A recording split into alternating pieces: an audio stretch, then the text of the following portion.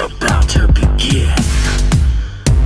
We want to welcome you to the Vampire and Devil Show. We want to welcome you to the Vampire and Devil Show. It's gonna be bloody fun. We're gonna kill everyone. Welcome to the Vampire and Devil Show. With lots of blood and lots of guts. Two horror fanatics and rock and roll nuts.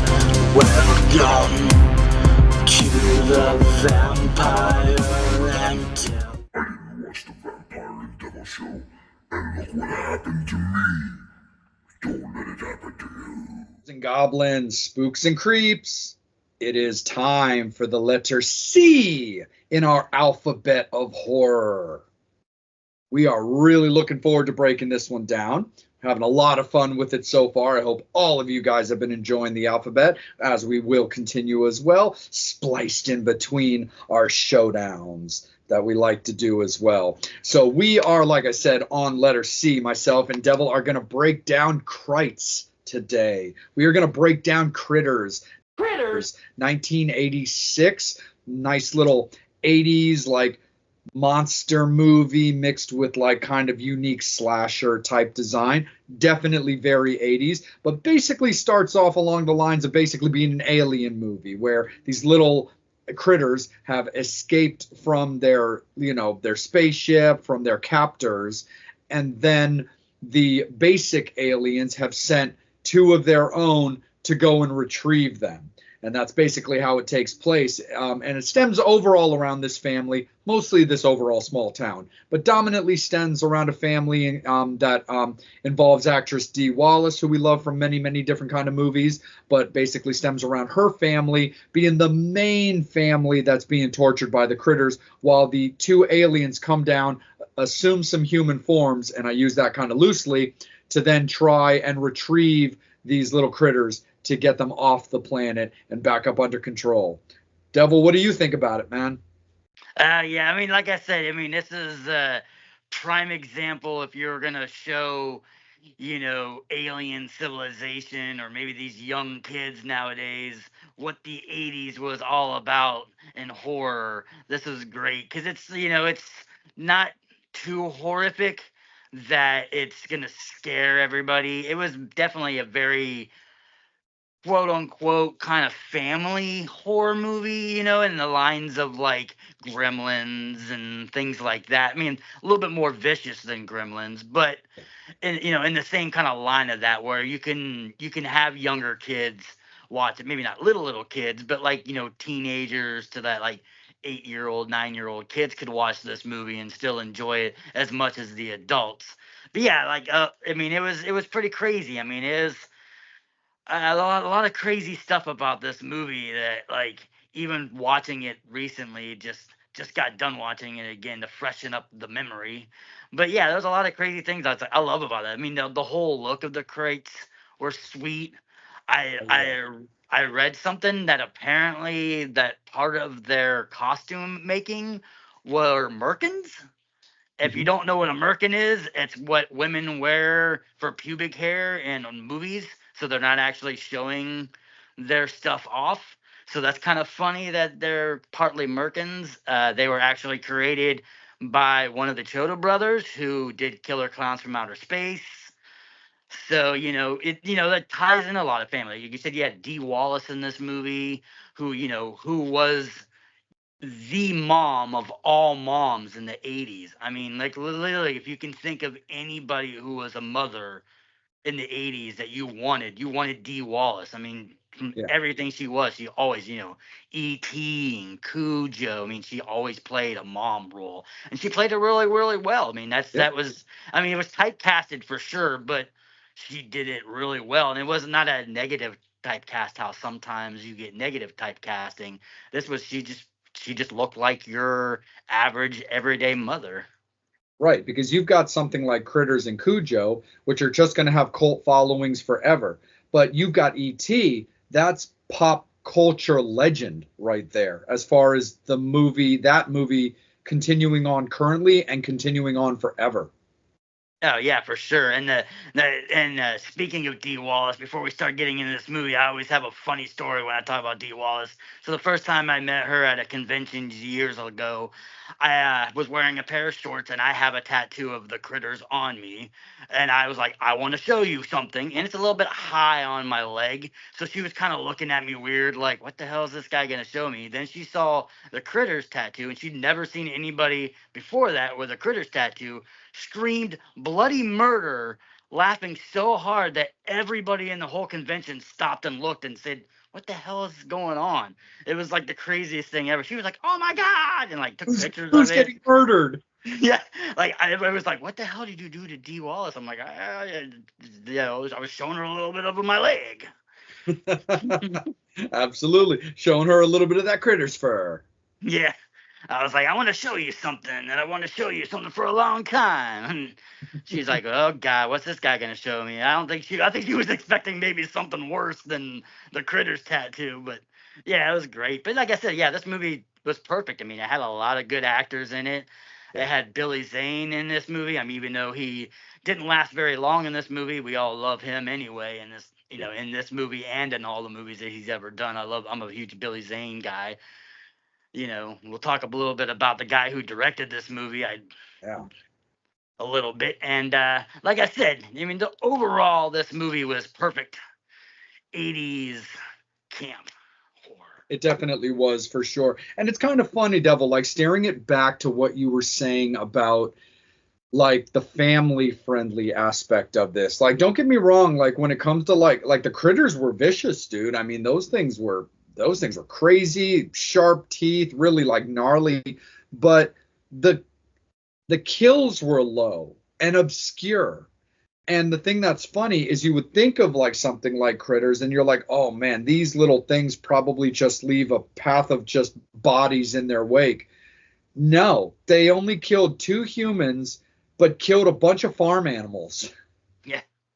Yeah, it was kind of interesting when you find out, this movie has 1 dead cow, 2 dead humans, eventually 8 dead critters, and a slew of chickens that get eat throughout the whole entire movie, because yes, this movie's on a farm, and apparently that's all this farm had was a cow and some chickens. Right. Luckily, throughout this whole entire movie, the kitty cat survived, though. Oh, trust me, Mrs. Vamp always makes sure when I'm watching these movies, if she spots an animal, she's always like, does the animal live? Does this cat live? Does this dog live? And I'm not going to lie to you, buddy. Like, there have been plenty of movies that I either have to dumb it down, straight up say no, or sometimes because I haven't seen them in a minute and, I'm getting caught back up for us, that I truly don't remember. And some of them are bad, like kills of an animal. And let's just say when those scenes happen, let's just say that I'm not exactly Mrs. Vamp's favorite. Yeah. But, lo and behold, the kitty cat survives throughout the whole movie, and we'll talk about what happens at the end, too, with the kitty cat. But anyway, the kitty cat does survive out of all these slews of critters coming out of everywhere. But yes, like I said, I mean, this movie is just like got everything. You got these 2 bounty hunter alien dudes that basically have no faces and can morph into whatever they feel is connected to them. And so, you got this guy in the beginning, you got the 2 of them, and one of them is watching these little videos about what Earth is about. And he just happens to see a music video for a band and a guy named Johnny Steele. 80s, perfect name for an 80s band singer, Johnny Steele. Blue Steel. He likes him, and he decides to make his face Johnny Steele's face. And, a little bit later, the other guy hasn't figured it out, and he's like still trying to 4 figure attempts, out. dude. He's still trying to figure it out. My favorite part of this whole entire movie, of the attempts that he does, he sees a dead cop and morphs into him, But it's not like he morphed into the dead cop before he looked like he was dead. No, he looked like how he still looked like when he was dead. So he still had blood all over his face and like gnarly scars and stuff like that from the critters killing him. And it was just like he's just walking around like doo doo doo doo doo doo.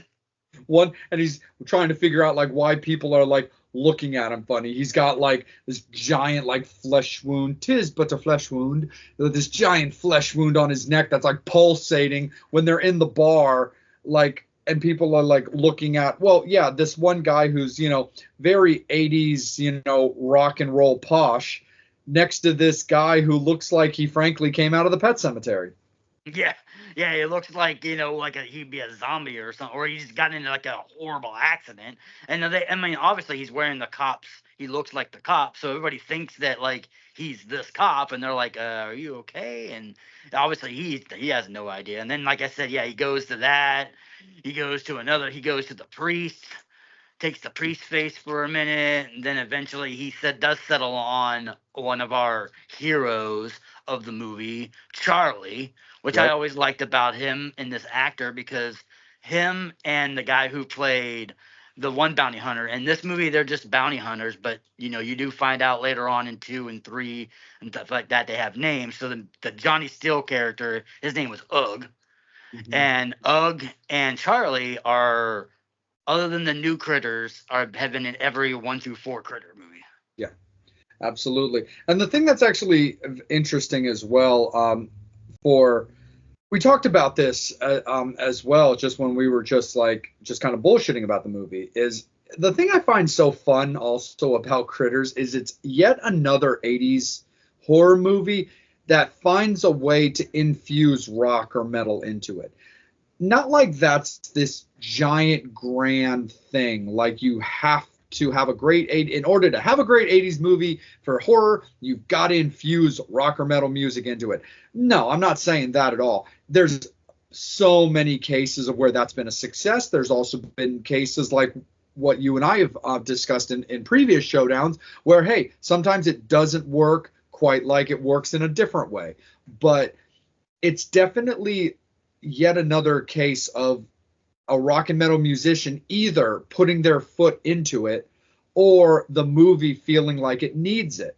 And you posed a very interesting scenario that we're going to break down for a split second. Here's a very interesting thing as well. The guy who plays Ugg, his name's Jonathan Mann. He is the lead singer of a band called Man, which is his band. And the song Power that's being featured in the movie is his and was co-written by his band member. But it's a very interesting thing that you had brought up about, like, well, is he an actor or is he a musician first? And like we had discussed, and in my opinion for sure, he is an actor. That's also a musician. Because if anybody thinks about this movie or thinks about him, if they're horror people, of course, they're going to think of him for Critters and the other projects that he's done. Not that I'm sure he didn't get some success out of Man in some way or another, but nobody's going to think of the band Man when it comes to him if they know the things he's done. Where, like I said, if you go to the house of somebody like you or me, where it's wall-to-wall horror movies, yeah, you're going to understand why we know Jonathan Mann for Critters. It would take a hardcore 80s rock guy who is the equivalent of you or me with our horror movies, but 80s rock vinyls. I'm sure would be all over it. Be like, oh man, yeah, this guy did the band Man. He did this. He featured with these songs on these albums, but he also dabbled in acting and was featured in like Critters and whatever. But I definitely see it as, if you're really putting it as the old, like I said, hindsight is 2020. If you really look at it on an even plane, so many more people know Critters and might know Jonathan Mann for that versus a very small, in my opinion, minority that are going to know Jonathan Mann as Jonathan Mann of Man. Yeah. No, yeah, for sure. So it's definitely interesting in that. But I also do love the Charlie character where, like, he's coming down with Johnny Steele, and he's like, dude, you're going to have to find a face. And he's like, can't really. I'm not succeeding very well. They're not really agreeing with me. And he's basically like, look, dude, you better find one that fits. And it takes like 4 or 5 opportunities for him to find one that fits, because they're either not like meshing with him, or like you pointed out, he's just making bad fucking decisions. Yeah, yeah, to the point to he's just looks like he's just trying to get a person's face just to get a person's face. You know what I mean? It's like he's not, like I said, like I'm assuming that these faces and these entities have to be something that agrees with them, that they can kind of become that person full hearted. And he's just going, hey, there's a person there. I'll just do this. Oh, this priest guy's looking at me now. I'm gonna go turn into him now. Oh, this goofy drunk dude's talking to me now. I'm gonna turn into him now. I mean, I thought it was kind of funny having him as Charlie, though. I like it, and it kind of segues into future Critter movies with Charlie being a bounty hunter with the guys. So I mean, I kind of like it. It's kind of cool. But yeah, I mean, it was always really, really funny, and I thought that was kind of neat. Just in general, while they were, before they had their faces, it was kind of like that cool effect. I mean, even watching it now, it still looks pretty decent for being, Yeah. for being an '80s movie and stuff like that. But yeah, I mean, like, but going back into the film, we'll talk a little bit about the critters.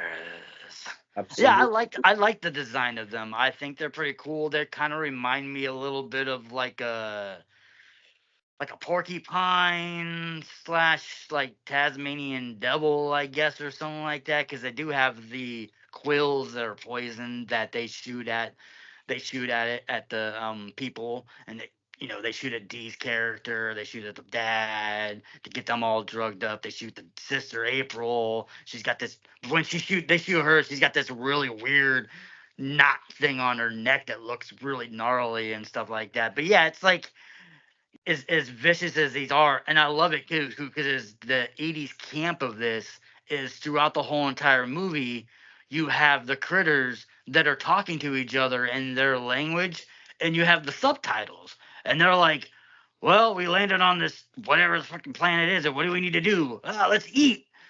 Or somebody like shoots at them, like, "Oh God," or they go, "Fuck." I mean, dude, Devil, like at one point when one of their dudes gets like blown up and like the bounty hunter shows up, or the mom comes out with the shotgun, this dude literally looks at his mate and is like, let's roll. And that's how they literally move around, is they turn into little furry balls and they roll away. Yeah, they kind of remind me a little bit of like he said, let's roll. Yeah, a little bit of like the Star Wars, not Star Wars, Star Trek, freaking the Trouble with Tribbles. That's what they kind of reminded me of, that same concept. It's like this furry ball that just rolls around and just gnarly eats everything that it possibly can, whether it be human, animal, or even truck parts, because they tear up vehicles in this movie just as much too. And like I said, they're flying the spaceship. You see them with their little hands being able to do the controls and stuff like that. Yeah, it's so over the top. But I love it. I mean, it's just a cool little concept. Like the little guys, they have the beady red eyes. You're not quite sure, like, to begin with, is this like some kind of, even in this movie, like the actor, the people in this movie were like, are they creatures, or are they some kind of animal? And they're like, then eventually they figure out, okay, no, these definitely got to be aliens. But they kind of look like they could be something like, oh, because even the kid was talking about, like, maybe they were a squirrel or something that the government, experimented on, or something like that. So it had that kind of concept to it. But yeah. Yeah. What do you think of the critters as critters? Do you think they're time tested? So a couple years ago, they put out a new Critters movie called Critters Attacks, and we're not getting into that type of movie at this moment or ranking it. We're just discussing it as a part of this topic. Do we feel that the critters as critters, their design, do we think it's time tested? Do we think they've aged well? Personally, I think they age pretty well.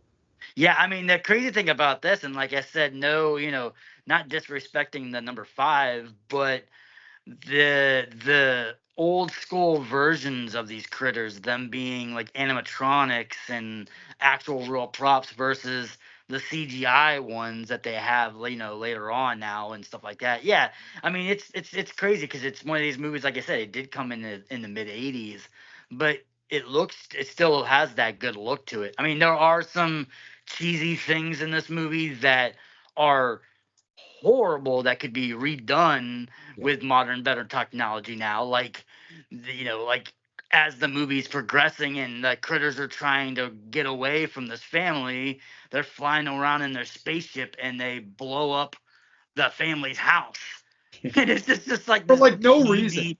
Yeah, they're just It's like, like kind of like a little fuck you. Like we're yeah, running they away, did it by as the way. being dicks. They're like, oh fuck you guys. I mean, we're gonna blow up your house. But when they blow it up, it's like this little cheesy, like horrible ray gun thing that just goes and it blows it all up.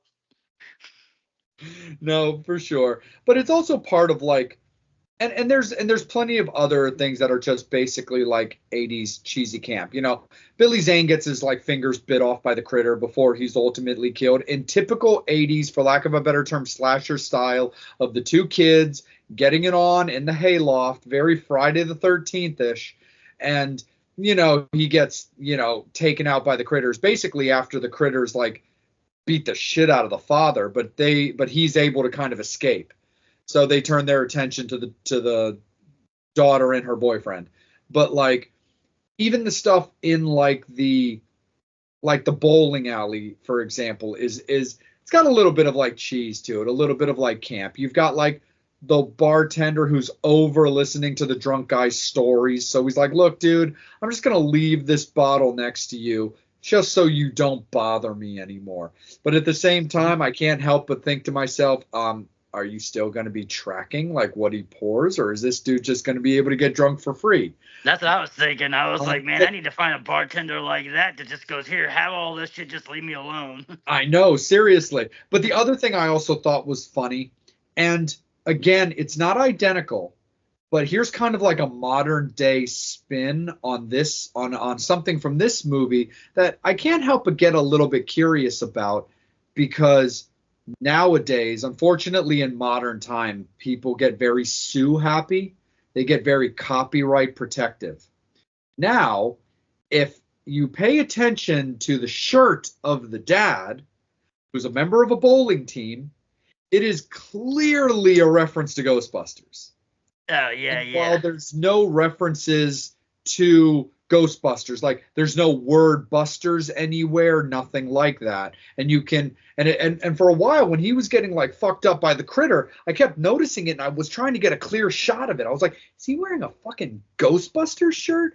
And then you actually get a shot of it, because early in the movie when his son is kind of hiding on the roof and he's looking out the window, you can clearly see he's basically wearing a bowling shirt. And that's exactly how I looked at it. I was like, I think he's wearing like a bowling shirt. That's cool. Whatever. And then you find out he's a member of a bowling team, so on and so forth. But yeah, I'm like, is he wearing a Ghostbusters shirt? Then you actually do get a clear shot of, yes, but it's a bowling pin that's been made out to kind of look like a specter with like a circle slash through it. And now at the time of Critters, the Ghostbusters movie itself would only be about a year or two old.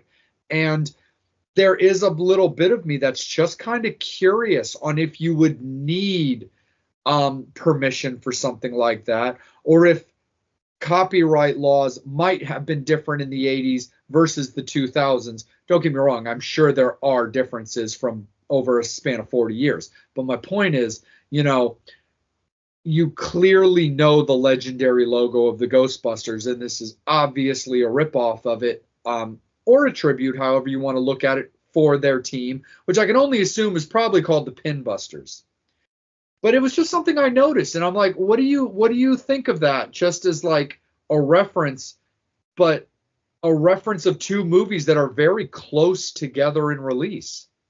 Yeah, yeah. I mean, like you said, it's very shortly after. I mean, I would imagine that they probably couldn't officially probably do anything because it's not enough that it looks like it, but it's enough that you can kind of get the resemblance of it and you figure out what it is. I don't know if they have copyrights for having something in a circle with an X around it. Yeah. So I mean, but that's the part of that movie that's funny too, is you're talking about like bowling alleys, and it's like the '80s like campness of this. It's like he's talking to the daughter, and the daughter's getting ready to like, hey, me and you said you were gonna take me for a ride, and they were gonna go ride she was gonna take a ride in the barn, but he was like, the dad's like, I thought you were gonna come watch me bowl the tournament, like, because that's what kids want to do. They want to go watch their dad bowl. I mean, not saying that bowling is bad. I like to bowl myself, but I don't particularly like to sit down and watch other people bowl. Exactly. And it's one of those things too, because you also got to take into account these kids are typical teenagers, probably like mid-teens at best. And don't get me wrong, like, we're not talking about like the subtle nuances of, I don't want to go see my father bowl. I'd rather knock boots. There's plenty of kids that would rather spend time with their boyfriend or girlfriend, and knocking boots could be part of the equation. But it's more of that, that sounds like exactly how I want to spend my Saturday night, watching my dad bowl, when I could be doing anything, whether it's knocking boots, hanging out with my friends, or just watching a movie. Yeah, and the crazy thing about that too is watching this and doing my research and stuff like, you watch this movie and you see April, the daughter, she looks like she could be a teenage girl, like maybe she's probably like that 17, 18, and Billy Zane's character Steve looks like he's a creepy older guy, like he might be a college guy, but the craziness is the actress who played April is actually 4 years older than Billy Zane is. So she's actually older than Billy Zane, which I was like, I was not expecting that. I figured it'd be the other way around, because he looks like a college guy, where she looks more like a high school, senior or so. So it was like the craziness of, like, I guess how young she looked and how versus like the age that she really was. For sure, and absolutely, and we know we're going to have future Billy Zane conversations, because that dude's just had an amazing thumbprint on our genre, dude. So there's just plenty to talk about with that. But it's also just other funny like nuances with like the way people look. You brought it up before we recorded about Jonathan Mann's look in this movie.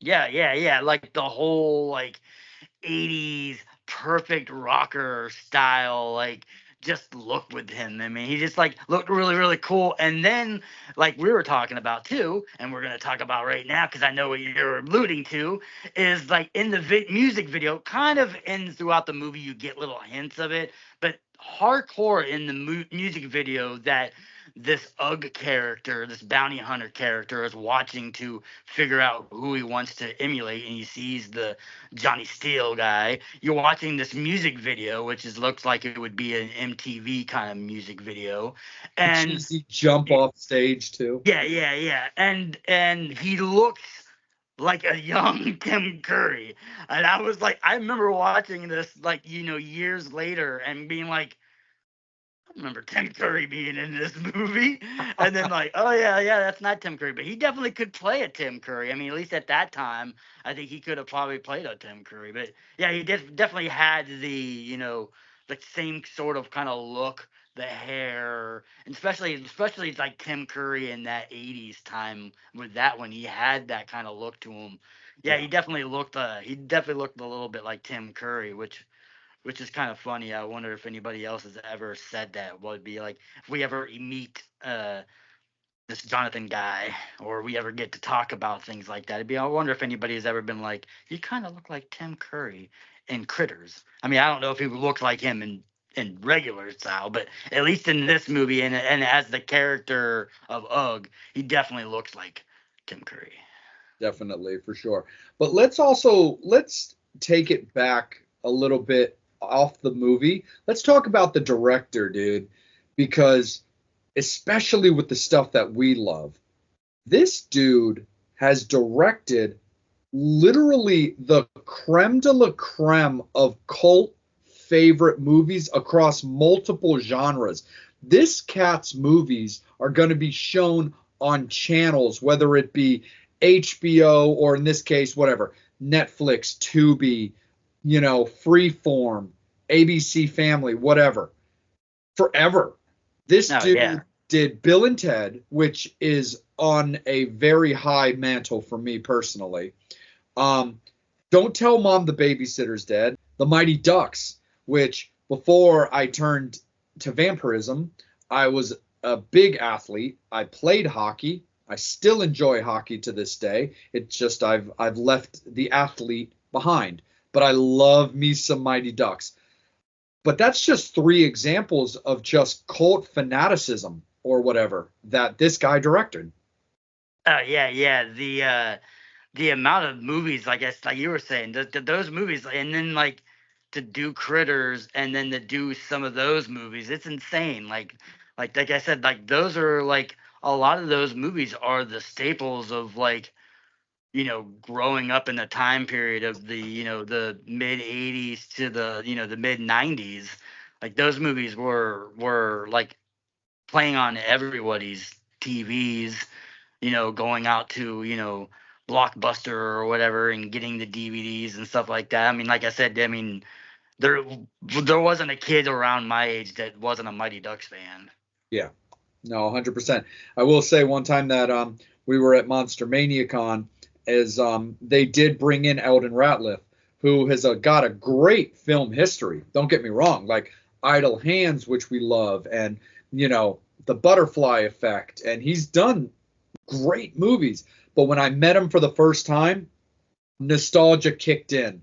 And as much as I always tend to go for the horror things when I meet a person for the first time, I couldn't not have the first thing he signed for me. It was an 8x10 of him as Fulton Reed in the Mighty Ducks. It just had to happen. It's like one of those things. It's just like you and I have talked on many occasions, and anybody who knows me outside the show knows how huge vampires are for me, and how much I love the Lost Boys. The very first time that I met Alex Winter, I had to get Bill and Ted checked off my list. Of course, I've since gotten things signed for the Lost Boys by Alex, and you and I met him more recently and got things signed for Freaked, the movie that he directed and starred in. But like, had to get Bill S. Preston Esquire signed right off the bat when I met him for the first time, probably about like 10 years ago.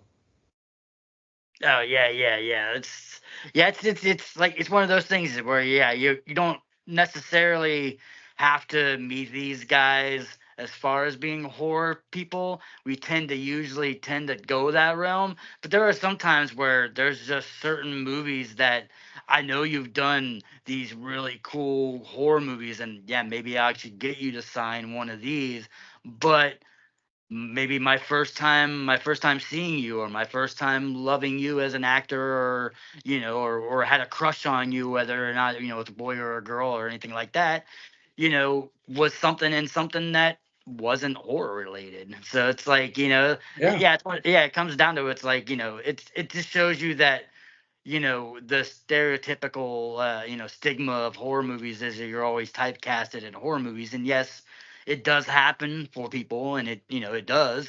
But yeah, I mean, there's some people that, like I said, you got him. He was in Mighty Ducks, and then in Idle Hands horror movies and stuff like that. And then now he was recently on the Marvel's Daredevil. yep, So it's like, yeah, you got these kind of movies like where you got people like that, I mean, we talked about directors before, and you have these directors that started off in horror genres and then have gone in to be these big Hollywood directors that, people respect. But at that time, people were like, you want to do a horror movie? No one's going to respect you. And it's like, yeah, right. I'm doing what I want to do. It's crazy with that. I mean, we talked about it in one of our recent showdowns about the Leprechaun when it came to Jennifer Aniston. Also, a more current example as well, I'm a big Emma Stone fan. I think she's absolutely fantastic. I love her in a lot of her early movies, especially movies like The Rocker. She did a movie called Easy A, and she was also Cruella de Vil in a more recent adaptation of 101 Dalmatians. But she is now literally a 2-time Oscar winner for Best Actress. I mean, that's amazing. You can even look at somebody like Sean Penn, who's an Oscar winner, who started off as Spicoli in Fast Times at Ridgemount High. So who would have ever seen something like that? So it is also very awesome to see a genre like what we're passionate about, which can kind of get its claws into you and then never let go, but see people break out. And those examples aren't people breaking out of horror, but they are people kind of breaking out of like teen cheesy comedies into becoming very established actors and being recognized for it. That even goes for Peter Jackson, who we talked about on a previous episode, where you look at movies like Bad Taste, and you're like, wait, that dude won a best directing Oscar? There's no way. Yes, he did. Yeah, I mean, even cutting it back to this, because like we said, the director of this directed, Bill and Ted.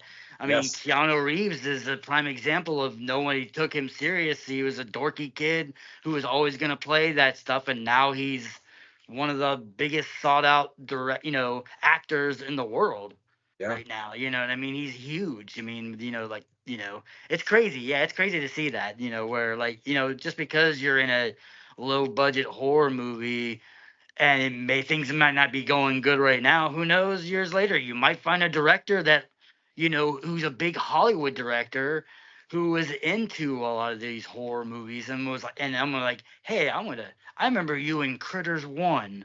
You were awesome in that movie. Hey, come and do this movie with me now. And all of a sudden you win, an Oscar or whatever now. So it's like, yeah, it's like don't shit on horror, Hollywood. I know you shit on it all the time, but stop shitting on horror movies. Exactly, 100%. So as we inch our way closer and closer to the kill count and the obituaries, let's bring it back to the movie and let's discuss the ending a little bit, because it's got a pretty cool ending. It's kind of got an understandable ending, but there's a little bit of cheese factor to it, which we'll bring in as well, where you're kind of like, oh, really? It had to turn into that kind of happy ending? But anyway, so basically the critters are kind of on their rampage, but they're basically being, driven back by the bounty hunters, who, by them simply driving around, are, found the little boy, the little brother. And he gets in the police car thinking it's a regular police officer before he realizes it's the bounty hunters, and doesn't realize at first right away that they're not who they say they are, because he's a fan of the band. And at first he looks at Ugg and he's like, oh my God, you're Johnny Steele. And then he looks at the other guy and he's like, oh, what's up, Charlie? And then when he's like, well, let's go. I need you guys to come to my house to help us. And they're like, where do we go? And he's like, Charlie, you know how to get to my house. And that's when he realizes that they're not who they say they are and not from around here. But anyway, that precursors into basically the big fight scene where the bounty hunters are coming in to try to kill all the critters, blowing the shit up out of everything, like just taking this house out, and then leads to where they basically retreat back to their little spaceship and fly away. But the little boy tries to get them with like a firecracker, but he drops it. And then the real life Charlie throws a Molotov cocktail into the spaceship, which ends up lighting everything on fire. So as the UFO thing is flying away, and that also leads back to a little bit of cheese with the language, where it does light the firecracker. The critters realize that thing's about to blow and literally say, uh-oh. And like you brought up before, this is right after they blow up the house with this tinky little laser. But sure enough, right after basically their equivalent of we're fucked, they do blow up, and the spaceship does blow up. Yeah, I mean, I love that too, because it's like, like you said, these bounty hunters come into this house, and even when they're at the bowling alley and everywhere they go, they're just blowing shit the fuck up in this movie. I mean, these guns that they have are just these huge, like, space cannons, which is funny because it alludes back to the very beginning, where the alien that hires these bounty hunters is saying, hey, don't destroy shit like you normally do. So that these guys are like, they're just bound to blow. They just like blowing shit up. They were just like shooting whatever they wanted to, man. I mean, that house, even if it wouldn't have gotten blown up by the critters to begin with, was gonna be fucked anyway, because that house was just tore up by the bounty hunters. But then, like you said, the critters blow up, and all of a sudden, the little boy's like, "Hey man, you guys are pretty cool," and like Johnny Steele Ugg was like, "Yeah, you're pretty cool too, kid. Here's a little souvenir." Gives him this little cool souvenir that alludes back to later on Critter movies that he eventually uses in this little contact to get back to Ugg. But he gives him this thing, and whenever he gets back to the house, he sees it lighting up, hits a little button, and it just all of a sudden starts retracting everything that blew up in this house, just starts reversing and going back together. And you even see at one point while like wood's flying around and stuff's flying back and things are getting pushed back, even the little kitty cat is like getting pushed back by this wind, and he's like, "Oh no, what the You hell?" you you do worry for the cat for a second. Yeah, because you're like, where is this cat going in this Gonna get it sucked construction into of the this abyss. in this house? And then all of a sudden, house comes back to being normal again, and you hear in the mailbox a little meow meow meow meow, and lo and behold, the kitty cat is safe in the mailbox. The kitty cat has one to nothing. Kitty cat Yep. zero to the critters. And And and then then the house is rebuilt and the little spaceship flies right by, almost like a little wink. And that's when I'm kind of like, really? That kind of happy ending? That's yeah, a yeah. little bit that's a little bit too Princess Diaries for my taste. Yeah. And then when you get that, all of a sudden, like typical movies, is there gonna be a sequel? All of a sudden, you see this movie's got everything's gone back to normal again, and all of a sudden, you see inside the barn there are three little eggs, and you hear the critters laughing, and then it ends like that. Which I mean, obviously, we know that there have been many critter sequels, but I mean, at that time, did they know that they were probably going to make a sequel? Maybe, maybe not, but at least they left that kind of Easter egg or critter egg, we should say, Right. that, hey, at least if we have a sequel, we know that we can play off of this. Then all of a sudden, where you get some movies like we've talked about with like Basket Case, where it ended and it shouldn't have had a sequel because it ended the way it ended. And I had So two. this one at least alluded to something that had a possibility of like, okay, if we get a good enough audience to like this movie, we'll Yeah. leave a little thing at the end. So if it does make enough money and people do enjoy it, there's not a crazy loophole to have to go through to make a sequel. Yeah, as long as there's a quality script. And so that's the thing. So here's just kind of a fun thing before we go to the obituaries. So, and again, there's been 4 sequels to Critters. There's 5 total movies. Obviously, there have been sequels. Simply enough, would you have liked there to be a Critters sequel?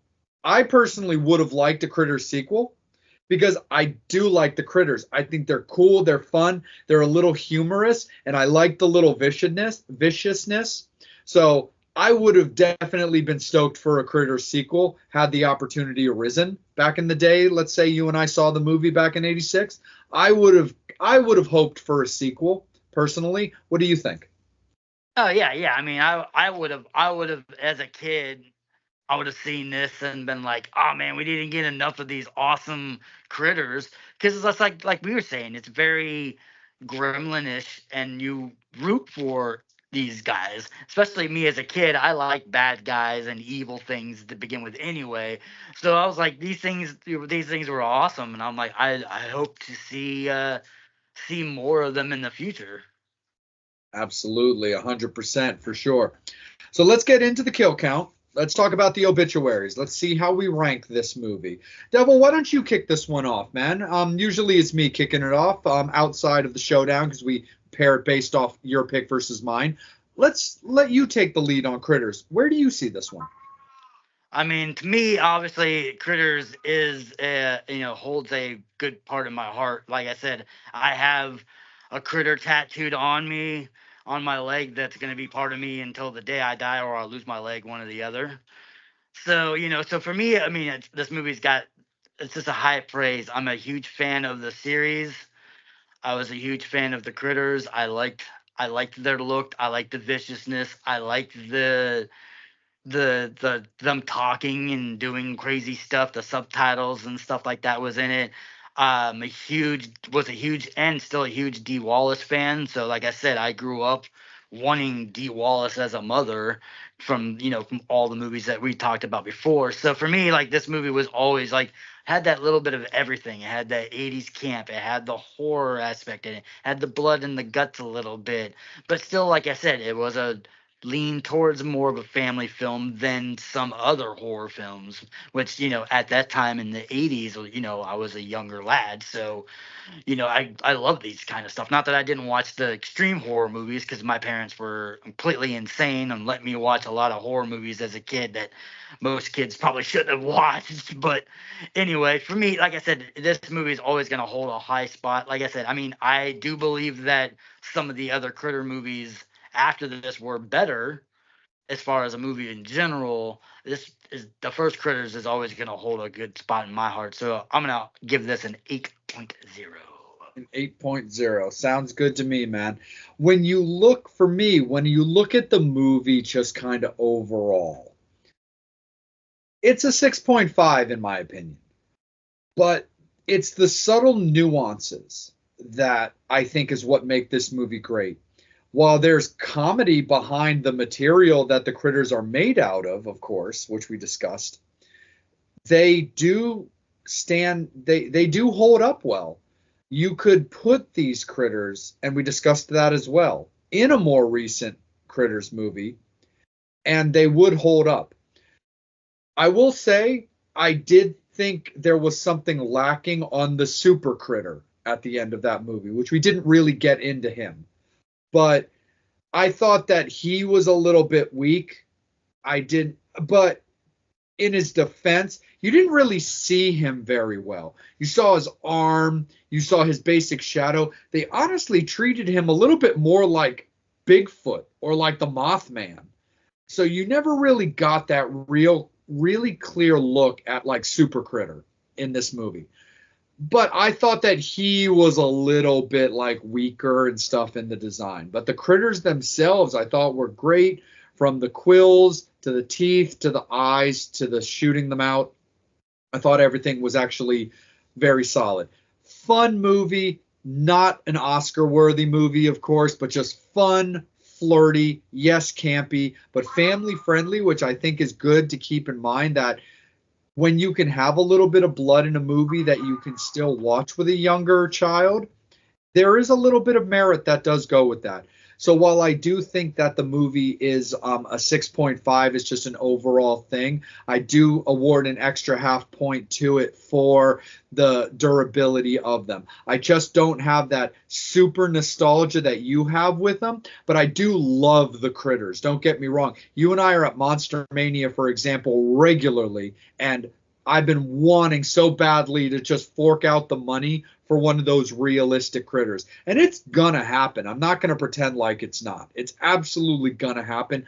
I need one of those awesome Critters that these vendors put their time into in the house at some point, which will be a thing. But anyway, I do give it overall as my final kill count a 7 personally. So between you and me, I think it's safe to say that a good 7.5 is solid for Critters on the obituaries. Do you agree? Oh yeah, 7.5 is a well earned mark for the Krites. For the Krites. Absolutely. So we are locking that in. Ghouls and Goblins, our beloved Spooks and Creeps, finalized, stamped in blood, and etched in stone. 7.5 for the first Critters for the letter C category. And that is what it will be, and there it shall remain. We always appreciate you guys. We got so much fun coming at you, so much more blood, so many more sharp teeth, and so many more flames arising. We will see you very soon. Horns up, fangs out. All right, ghouls and goblins, this is Vampire coming at you with another Vampire's Coffin Nails. So here's the thing. We're going to talk about 2023's Captive. It's directed by Greg Simon, and it's an interesting one to say the least. It's definitely got a quality cast. It's got Scout Taylor Compton. Most people know her as Laurie Strode from Rob Zombie's Halloween. It's got Brendan Furr, who's in Final Destination, and Cody Frank plays the captive. It's got an interesting arc to it. It starts off actually very cool, very eye-catching. The opening credits where they show like the actors' names and stuff is like a bunch of like male and female bodies like soaked, dripping in blood. It's pretty cool. It's definitely eye-catching. The movie even starts off well shot, where you've got like a very 30 Days of Night feel to it. So it's got some eye catch. And basically it's around these stoner friends who kind of break into this old house to party. And they actually look like they're going to sign two of my favorite things. You know, they're playing with a Ouija board and then they find a vampire. I mean, so hell yeah, right on. But anyway, they hear a noise, go into the basement, and they find this captive guy, this guy chained up. And it's weird enough that they're going to ignore all the upside down crosses that are hanging, rings of salt around, and the fact that this dude's chained up in the dark. But anyway, they free him. And then, of course, he turns his attention to Scout and makes her basically his love interest. So he turns her. She has that period of the movie where she's getting used to these powers and all that kind of stuff. And then they kind of go on this little killing spree, but the arc of the story is very all over the place. It's kind of leads up to this like rave kind of party kind of thing with like bodies left in their wake, but the bloodlust isn't really there. It's not really a lot of it in general. The kills themselves for a vampire movie, especially of this day and age, is just kind of weak and weird. And then the movie ends with Scout and Cody just kind of driving off into the sunset in a car. It's just kind of weird. And then there's a little mini scene that they throw into the credits that is a person that you thought was dead, who just kind of gets up and has that look from other typical vampire movies and then just kind of wanders off. It's kind of bizarre, but it's just the way that it is. But 2023's Captive, directed by Greg Simon, it's going to get 5 coffin nails from me. Again with another quick movie review. Just got done watching the 2014 Ryan Reynolds horror movie, The Voices. Have you seen it yet? It's pretty crazy. Ryan Reynolds is a serial killer who hears voices and talks to his doggy and kitty about murder. He talks to some heads in some refrigerators, and it gets really crazy. You should check it out. Go, because the devil said so. Oh, I think I dropped an episode of Vampire and Devil, a podcast here somewhere. Ghouls, goblins, spooks, creeps, children of the night, creatures of the night, demons from the inferno. We're right back at you guys. We are coming back at you. It's another excellent, creepy, and amusing episode and dialogue of Vampire and Devil. We appreciate you guys. We're right back at you. We're going to have a little bit of fun because it is the rock and metal episode. Heavy metal. Or at least the rock and metal conversation. But as you guys may or may not know about myself and Devil outside of this show is that we're very much involved in the rock and metal scene, have been for quite a while, and we both, fancy ourselves regulars, wouldn't you say, of the M3 festival every year. Oh, yeah, we like to, Maryland area really loves their 80s metal, and of course, they have a festival every year for strictly 80s hair metal. And we partake in it pretty much every year. And we're deciding, it's always in May. It's always usually in the beginning of May. So we're like, let's do an episode for M3. What kind of episode can we do? Let's do an episode about movies that have rock musicians that star in the movie. Yes. Well, it comes to this particular showdown where one of the movies doesn't quite stick to those parameters, where the movie I honestly almost went with, which I do love, which is a little bit closer to those guidelines, would have been the great Shock 'em Dead, starring Tracy Lords and Stephen Quadros, where while Stephen Quadros is known primarily as actually an MMA guru, he was the drummer for a band called Snow, but also his musician double in that movie is my personal favorite guitar player of all time, and Michelangelo Badio. So I almost went that direction, but I decided to go with kind of an OG of the kind of rock horror genre in a movie I love to death called Trick or Treat, which does still fit those parameters because it's got appearances by both Kiss's Gene Simmons and Black Sabbath and Ozzy Osbourne. So so that ended up being my pick for this particular showdown. And with yourself, you actually went with a movie that actually has not only a M3 alumnus in it, but a returning M3 alumnus who will be at this year's festival. Oh yeah, out of most of the '80s metal that I liked, Twisted Sister was probably one of my favorites. And this year we're getting a little peek of Dee Snider coming on the stage with Bret Michaels and friends. So I was like, There was a couple other horror movies that I could have done that I was thinking. I was thinking maybe Cradle of Filth or Cradle of Fear that had the Danny from Cradle of Filth in it. I was thinking maybe that, and there was a couple other ones. But I'm like, you know what? I'm gonna go with Strangeland, not only because it's one of my favorite movies, but because we're gonna possibly get a glimpse of D here in a couple weeks, months. Absolutely, for sure. Because you know that you and I are going to be walking around that festival with our Strangeland cover jackets in our pocket just in case. Yep. We're gonna see if we can get a little one-on-one with the D, with the Captain Howdy. But Oh, as you will yeah. find out. 100% for sure. So let's we'll kick this off a little bit like chronologically. We'll start it off with Trick or Treat. Trick or treat!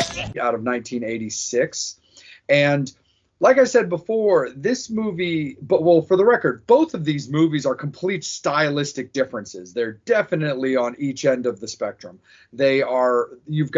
You can tell that, like, budget wise, they're very, very different, and technology wise, they're very, very different as well.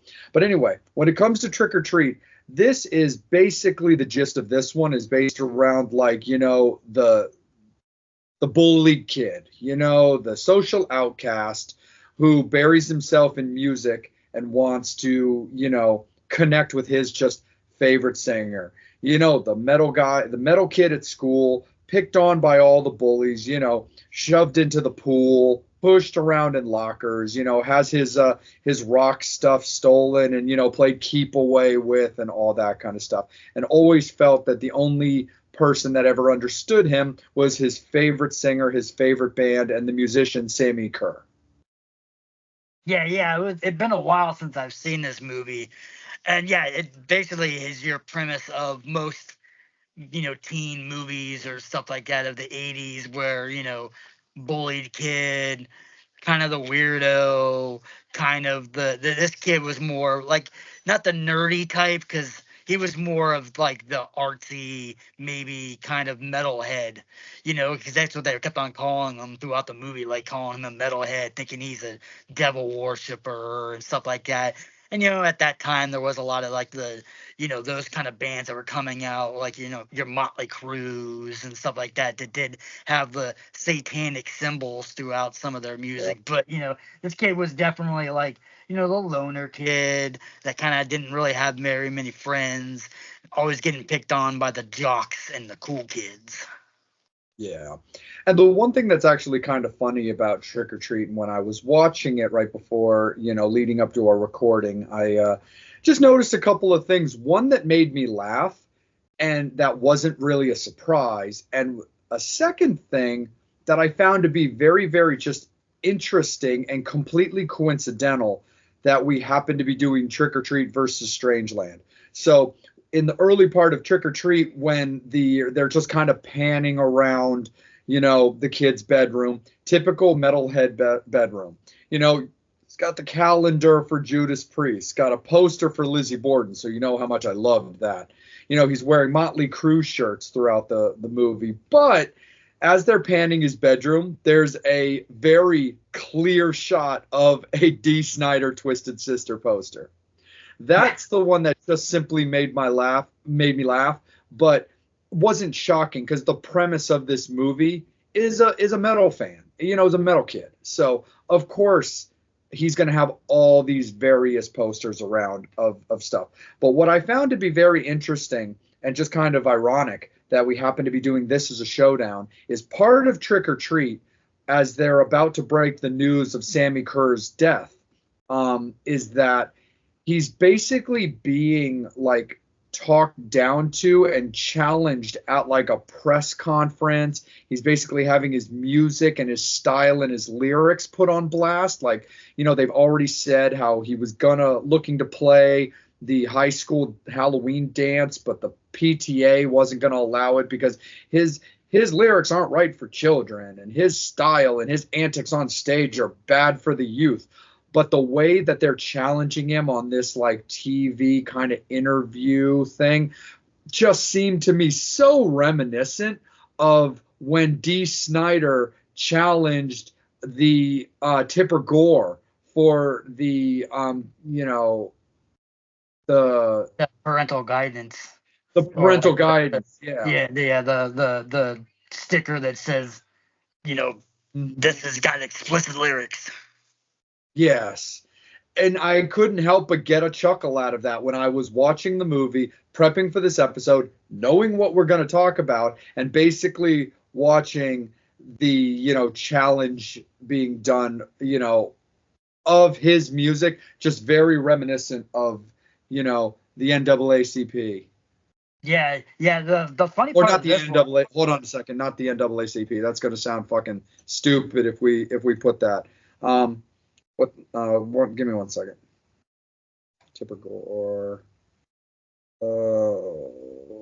I can hear the fucking like lyrics and shit in like the abbreviation, the PMRC. Yeah. That's All right, cool. Yeah.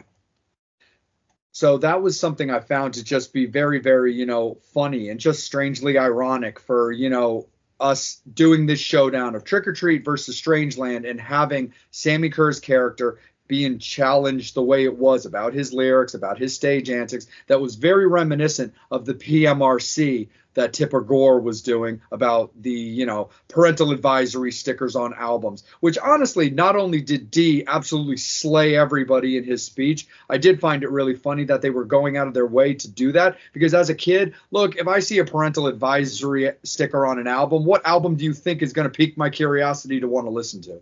Yeah. I mean, the only difference between this one and that one was, Sammy Kerr is playing the role of the bad guy. Woo! Where like Dee Snider, like in the real thing, was just destroyed them because how smart and articulate and how intelligent he is. I don't think Yeah. they were expecting someone like his character, from Twisted Sister. They expected someone who was just gonna be an idiot, and he was like, He was just gonna he was gonna strengthen their case. yeah. Now, I'm 100% sure on this, and maybe you might have noticed it, but you were talking about the things and the posters on the wall.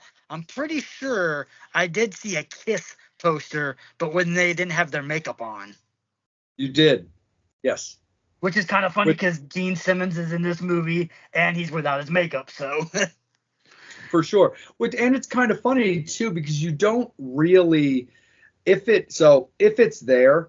I missed it. Maybe you noticed it, but I don't think so, because I love that scene. I remember looking at all these posters, and I don't really remember there being much of a Sabbath or Ozzy reference outside of Ozzy himself playing a reverend, which I did find to be a little bit amusing, that they're going to find a way for Gene to get his plug, but couldn't slide in like a Bark at the Moon or something somewhere. Yeah, I mean, there wasn't even a Dio poster, which is like, if this guy is really into the quote unquote satanic music of the 80s, I mean, Dio is the one to do it.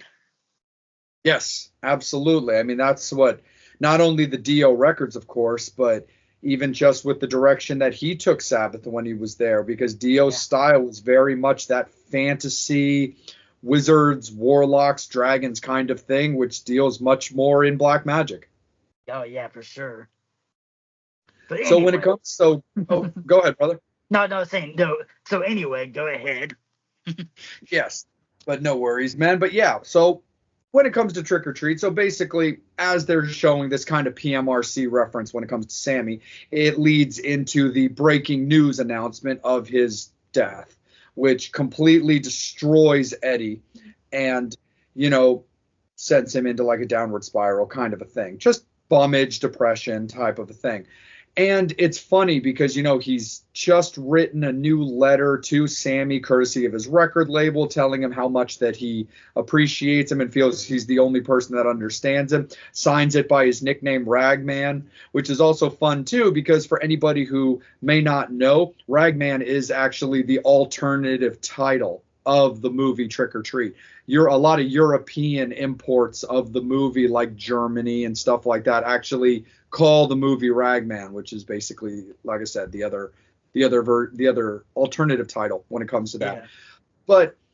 But anyway, Eddie's got a friendship with the local, metal DJ, played by Gene Simmons, in Nuke, and goes and talks to him. And he's like, Nuke's basically trying to keep him on the straight and narrow, where he's like, look, man, we can be as sad as we want, and I know that this is your guy, but he did it to himself.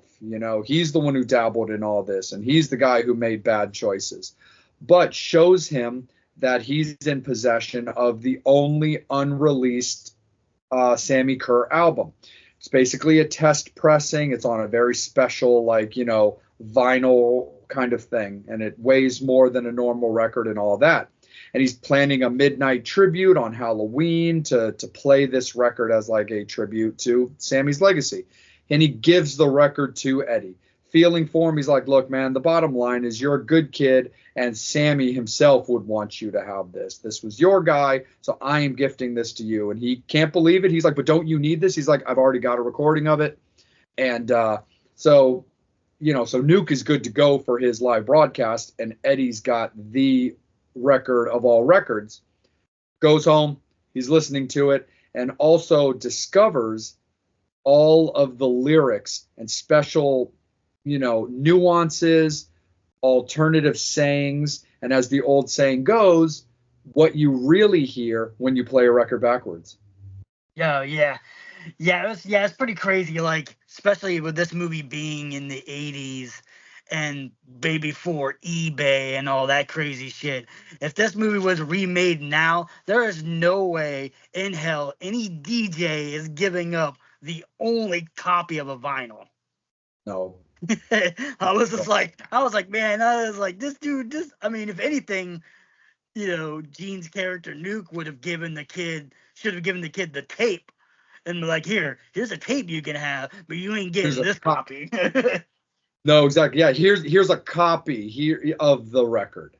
No, I'm definitely with you. Dude, back when I was in college, man, we had those cool promos come through, and I still have certain things that are OG with like the stamp for promotional use. I have the original pressing of the first Murder Dolls CD when it was originally released with a DVD. And yes, those are out and about. You can find them and stuff like that. But I left with it with my radio station. Fact of the matter is, it's a basic college radio station, and nobody was into the Murder Dolls. Like, Devil, you and I know this. You and I are big Wednesday 13 guys. So, like, I know who else works at the radio station with me. I know their talents, and I walk around campus. I know whether or not I've got a community or not. I didn't have a community for goth rock when it came to, my college, there's nothing wrong with that. So this was a safe poaching that I knew that I could do, where I was just like, no, I'm going to use it and I'll play it on my show. Anytime I have my show, I would bring it so I would have it. So if somebody on campus did want to call in and ask for that, I'd be able to play it. But I was like, it was one of those things where it's like, no, this is more important to me. And if I was to stumble across another Murder Dolls fan, I would have just been like, I'll burn you a copy. Yeah. Yeah, that's another part of this movie that you were talking about when he finds out about Sammy passing away. He kind of throws a little tantrum in his room, destroying all his posters and stuff like that. And I'm like, okay, I get, like, you're upset destroying the poster parts. I'm like, what the hell are you doing, kid? But the whole tantrum and the whole getting sad and not going to school kind of remind me a little bit of like of how old he was in this movie versus how old I was, which would have been in the 90s. And with Kurt Cobain dying, I remember when Kurt died, like it Yeah. just destroyed me. I didn't even go to school. I told my mom, I'm like, I ain't going to school that day. But that same thing, it was like when your, heroes, musical heroes passes away, you're like, you take it and you're like, I'm in my bedroom. But I mean, I didn't go around and destroy all my Nirvana posters because Kurt passed away. That was the only part of the movie I didn't understand. He's like destroying all these other metal albums covers and posters of every other ones, like Dee's posters and Kiss's posters. And then it comes to the Sammy one. He's like, no, I can't destroy it, because Sammy was like, yeah, you better not fucking touch me. Yeah, you think what I'm about to do, which we're about to get into, you think what I'm about to do is bad? If you tear up my poster, it's going to be tenfold. Yep. So as the record is being played backwards, and he's hearing all these lyrics, it basically, for lack of a better term, kind of acts as like a Ouija board. It basically summons Sammy's character, and he starts taking people out as well as empowering Eddie at the same time, because you all of a sudden you start having scenes and opportunities, frankly, where Eddie kind of grows a pair. He gets the drop on one of his bullies and threatens to impale him with like a machinery spike in the in the shop department of the school. And he starts standing up to his bullies more, but then people around all of the bullies start suffering various fates that don't necessarily all be deaths right away, but kind of start threatening things out. You've got the typical 80s, like, sex-ish scene that kind of happens, but in this case, it's very weird. It's a whole lot creepier. It's basically Eddie gives his bully's girlfriend a tape. She's listening to it, and it summons a demon that kind of like fondles her, takes off all of her clothes, and is basically getting her off.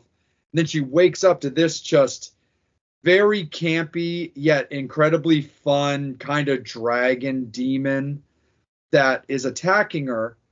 The jock bully guy runs back, and she's passed out, but her like ears are melted under the headphones that she was listening to this thing, and she's kind of to a certain degree reduced to like a coma. Yeah. The crazy part about that, it's how you can tell this is very 80s. When she's listening to the music and you see the fog and the spectrum in the hand, it was very Ghostbusters-y.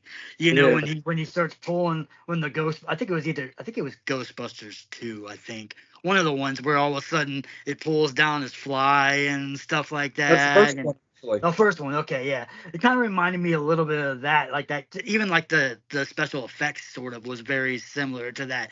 The only part of that whole entire scene that I didn't understand was right before she decided to start, putting this music on her tape, or like her boyfriend's like, hey, I'm gonna go outside and go pee, and it's gone for like 45 minutes. I don't know how long he was peeing, because she had enough time to just sit there, chill and relax, then all of a sudden find that tape, then put it in, and then go on like this ecstasy orgasm thing that she starts playing around with this thing.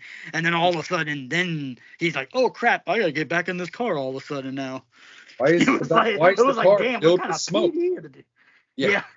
Why is the car filled with smoke? It is funny, Devil, that you bring that up, because I noticed that a few times, actually, because, yes, that's very Ghostbusters-y from the spectrum kind of like wavy, ness that kind of forms the hand of the creature. But there's even the latter scene where Sammy's kind of on the other side of a door wall, and he's kind of pushing through it and kind of turning it where you can see the imprint of his hands. And it reminded me so much of the Gozer dogs from right when they are about to kidnap Dana Barrett, where, the dog's face is kind of pushing through the door and you can see the imprint kind of spinning through the wood of the door and stuff like that. So you can definitely see that there might have been a little bit of inspiration, but it's also kind of some curiosity goes with that as well, because there's not a lot of time difference between Trick or Treat and Ghostbusters. Yeah, I mean, it could have. I mean, there's quite possibly they had maybe somebody that was part of the Ghostbusters crew that did some of that might have done some of that, the effects of this movie. I'm not quite sure. We'd have to look that up. Yeah, we definitely would. So continuing on, you basically got, Sammy starts gaining more power, kind of very Freddy Krueger. The more fear that people have, the stronger Freddy is. Where in this case, the more opportunities for the music to get played through things is what kind of gives Sammy ultimately his power. Where, he's kind of like that kind of electricity style guy. Honestly, very Wes Craven Shocker, style. But he basically reemerges, reappears, debuts, so to speak, at the Halloween festival, at the Halloween dance, and he comes on stage. And it's very funny because it's an interesting way to start off the kills, because it's really the first time that people actually start dying in this movie. But it's weird to see either the continuity errors or just the stupidity that maybe some metalheads have, because Sammy is disintegrating people with lasers coming out of his guitar. And the thing I think is so hilarious is the first guy he takes out right in the front row, just zap, and dude just explodes in a pile of clothes. All these people behind him or whatever would have clearly seen that this motherfucker just evaporated this cat. And his gap in the crowd was immediately taken over by another fan who took that spot right at the front stage to enjoy the concert. And I'm like, wait, did you not see him just waste this fucker? Yeah. I mean, even like when he, the band that was supposed to be playing the prom or this dance thingy or whatever, the guitarist / singer was very reminiscent of what Sammy kind of looked like. That 80s metal guy with the really bad wig. He had a really bad wig on, and all of a sudden he's trying to figure out like what's wrong with his dials on his guitar amp, and then Sammy just comes right through it and just fucks them all up. And even the band members are all just like, what the fuck? And this guy's burnt, half his face is all burnt off. And then he just starts shredding, and they're like, yeah, okay, fuck it. We'll just start playing around with it. But yeah, that part, like him coming out of that, like I said, you just saw this crazy shit. This dude's half burnt. I mean, I understand it's Halloween, so maybe somebody thinks that it's Halloween makeup. And he starts doing like the thumping on his side to get everybody to start clapping. And I'm like, didn't they just see him just waste a dude like 2 seconds ago? And so, the place starts eventually panicking as he's taking bitches out. And very Carrie, typical 80s, not knocking it, it's just fact. But it's just kind of the way it is. And then everybody starts fleeing. And by this time, Eddie, and for lack of a better term, his girlfriend, is they're trying to figure out. He's come to his senses, realize that Sammy is bad news.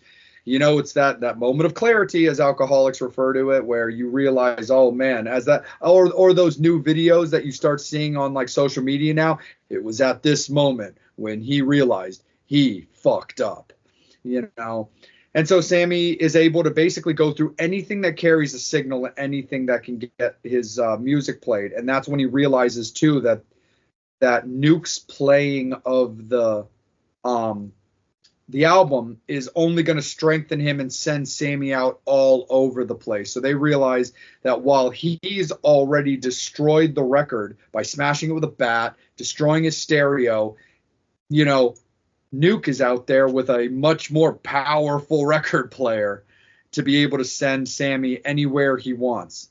And he tries to get in touch with him, and they basically bum rush the record studio just to basically find out that like Nuke's been taken out. And the other thing I also think is a kind of hilarious, that's kind of cheeky 80s kind of overlookedness, is it's 11:59. The special is supposed to happen at midnight. They're calling the station. The phone is ringing at full blast a foot away from the sleeping security guard, and that dude just won't wake up. Yeah.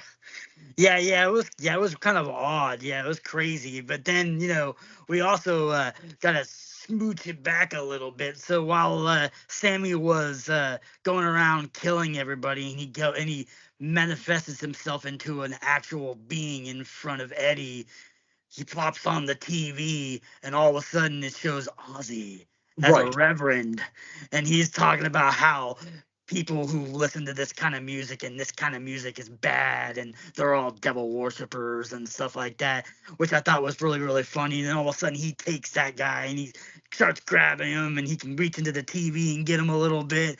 And then the other part that I thought was really cool, because it ties into my love of stuff, you see another part where there's a woman on this television talking about the same stuff, evil and all this. Sammy goes through the TV again, grabs her, brings her through, and she's charred in pieces. But the woman that was Large Marge from Pee-wee's Big Adventure. That's who that lady was. She was Large Marge. Yep. Oh, it was a horrible accident. Oh, right on this spot, Large Marge. Right on the spot. So, and it's good that you bring it back to that, because it is funny watching Ozzy, and this is basically also clean cut Ozzy. I mean, there's no short wig. This is Ozzy with short hair.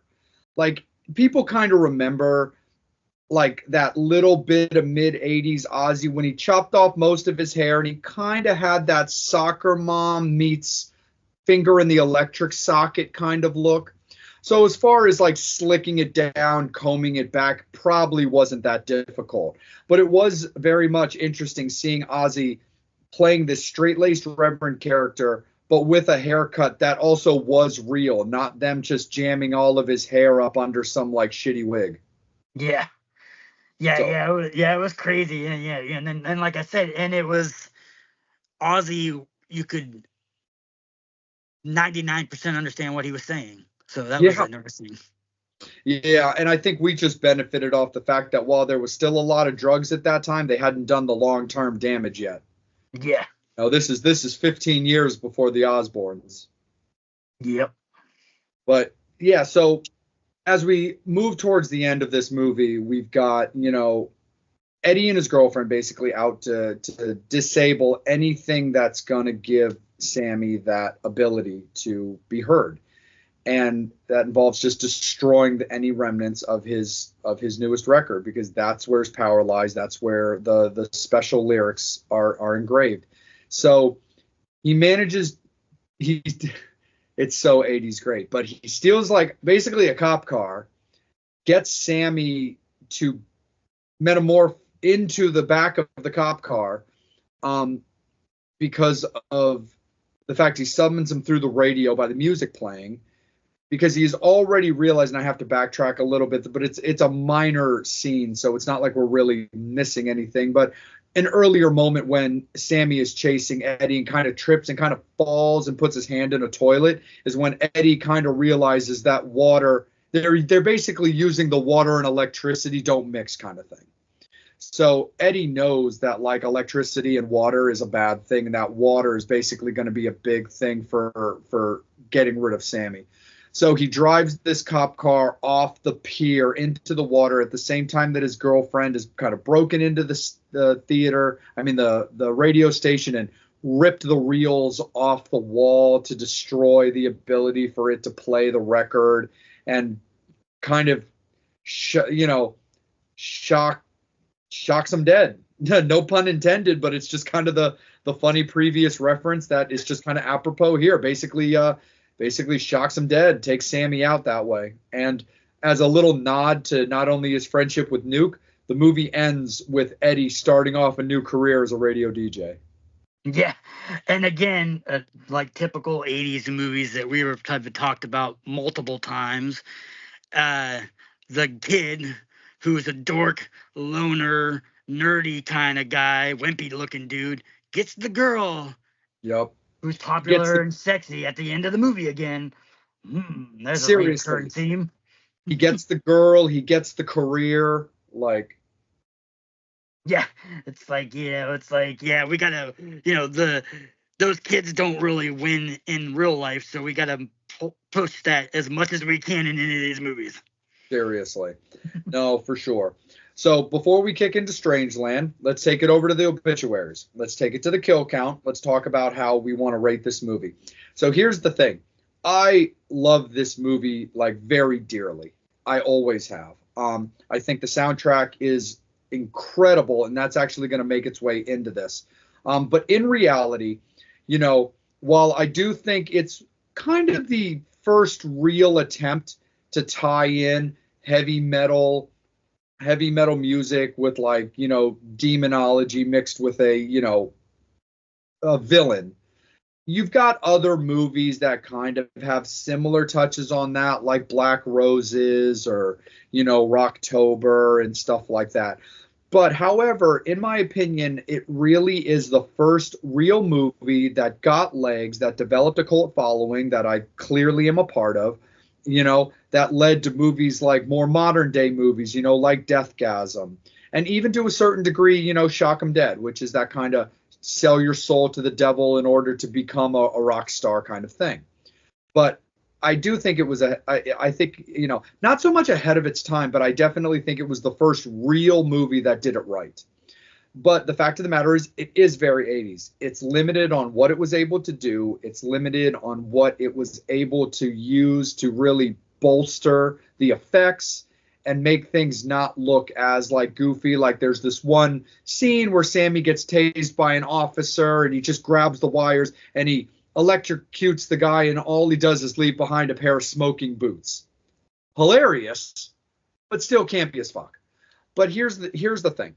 In reality, in my heart, this movie, of course, is a 9. But in reality, the movie is a 6.5. That's just, in my opinion, the facts of it. But what I do want to tie back to this is my final personal rating of this movie is going to be a 7. In my opinion, the soundtrack to this movie just cannot be fucked with. It's so good. And it's done by one band, a band called Fastway, which is Pete Way from UFO. It's Fast Eddie Clark from Motorhead, but it's being fronted by Dave King, who the current music people will know of as the singer of all bands Flogging Molly. But he was an 80s metal singer at the beginning of his career, and a great one at that. And I've read a little bit over the years, and I know he's not a big talker of the Fastway band. It's just not the life he lives anymore, or he just doesn't really want to go there. You know, it's kind of like a mutual friend of ours named Lizzie, who just has left a certain part of her life behind for what she's doing now. And it's all good, and there's by no means anything wrong with that. But my God, do I love that Fastway band, and this soundtrack that they did for Trick or Treat is bulletproof. It's easily in my top 5, probably top 3 movie soundtracks of all time. But for that reason, it does get an extra half point for me. So my final rating for Trick or Treat is going to be a 7. Yeah, I mean, I have to agree with you pretty much exactly the same. Like, generally, I would give this movie a 6.5, like you said.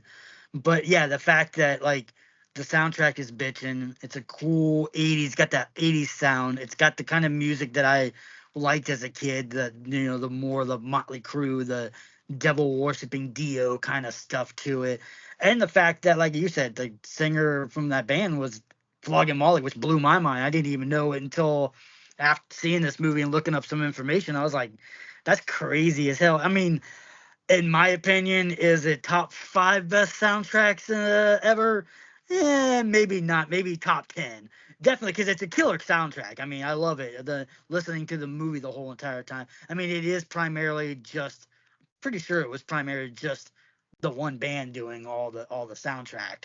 So I mean, It is. so you got to kind of give points a little bit away because it is, versus soundtracks that have multiple artists as a banging one. Like we'll talk about in Strangeland here in a minute, but even the movie The Crow, an amazing soundtrack that has a really wide array of good music. Where this has got a really good soundtrack, but it's just one person. Another one would be amazing that we will talk about later soon is the Maximum Overdrive soundtrack, which is primarily all AC/DC. So and like I said, and that's a good thing. I think in this one it would have benefited, especially having Gene and having Ozzy, to have some of the 80s bands and the soundtrack, I think it would have helped it out a little bit more. But yeah, overall, I definitely give that. I mean, I haven't seen it in a while, but it's good camp, fun '80s movies. It's got a little bit of sex in it and death and metal. So yeah, I agree with you. I'll give Trick or Treat a 7.0 from the devil. 7.0 from the devil. So there you have it, ghouls and goblins. That is the way it's going to be, courtesy of your friendly neighborhood vampire, courtesy of your inferno flamed devil. It is going to be a 7 locked in for Trick or Treat 1986 on the obituaries. And there it shall be. But I will tell you, Devil, you are right, because like there are so many amazing soundtracks, and especially so many amazing soundtracks in horror that we are going to continue to talk about for many, many episodes to come as they become applicable. It's one of those things where it's like, yes, it's the one guy, which to some fans like yourself is a slight, hindrance. It's the flow of that soundtrack, my love of 80s glam. And I think it's also very cool that honestly a second tier band like a Fastway, despite the fact that the members are legends, is put in charge of that soundtrack, where with Maximum Overdrive, AC/DC was and still is huge. So it's kind of one of those things where having AC/DC do the music to Maximum Overdrive really is kind of that feather in the cap, where with Trick or Treat, you kind of have the opportunity to have it be like, wow, that band I don't really know is kind of bitching.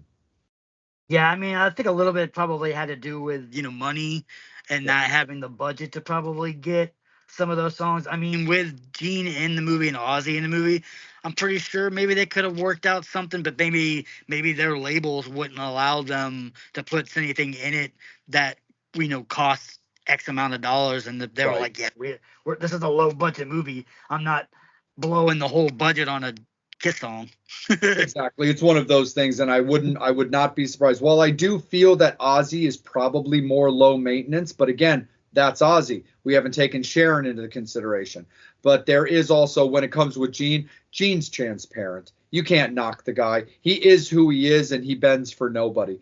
The fact is, it's probably like, look, man, we can afford you. We got you, and we appreciate you.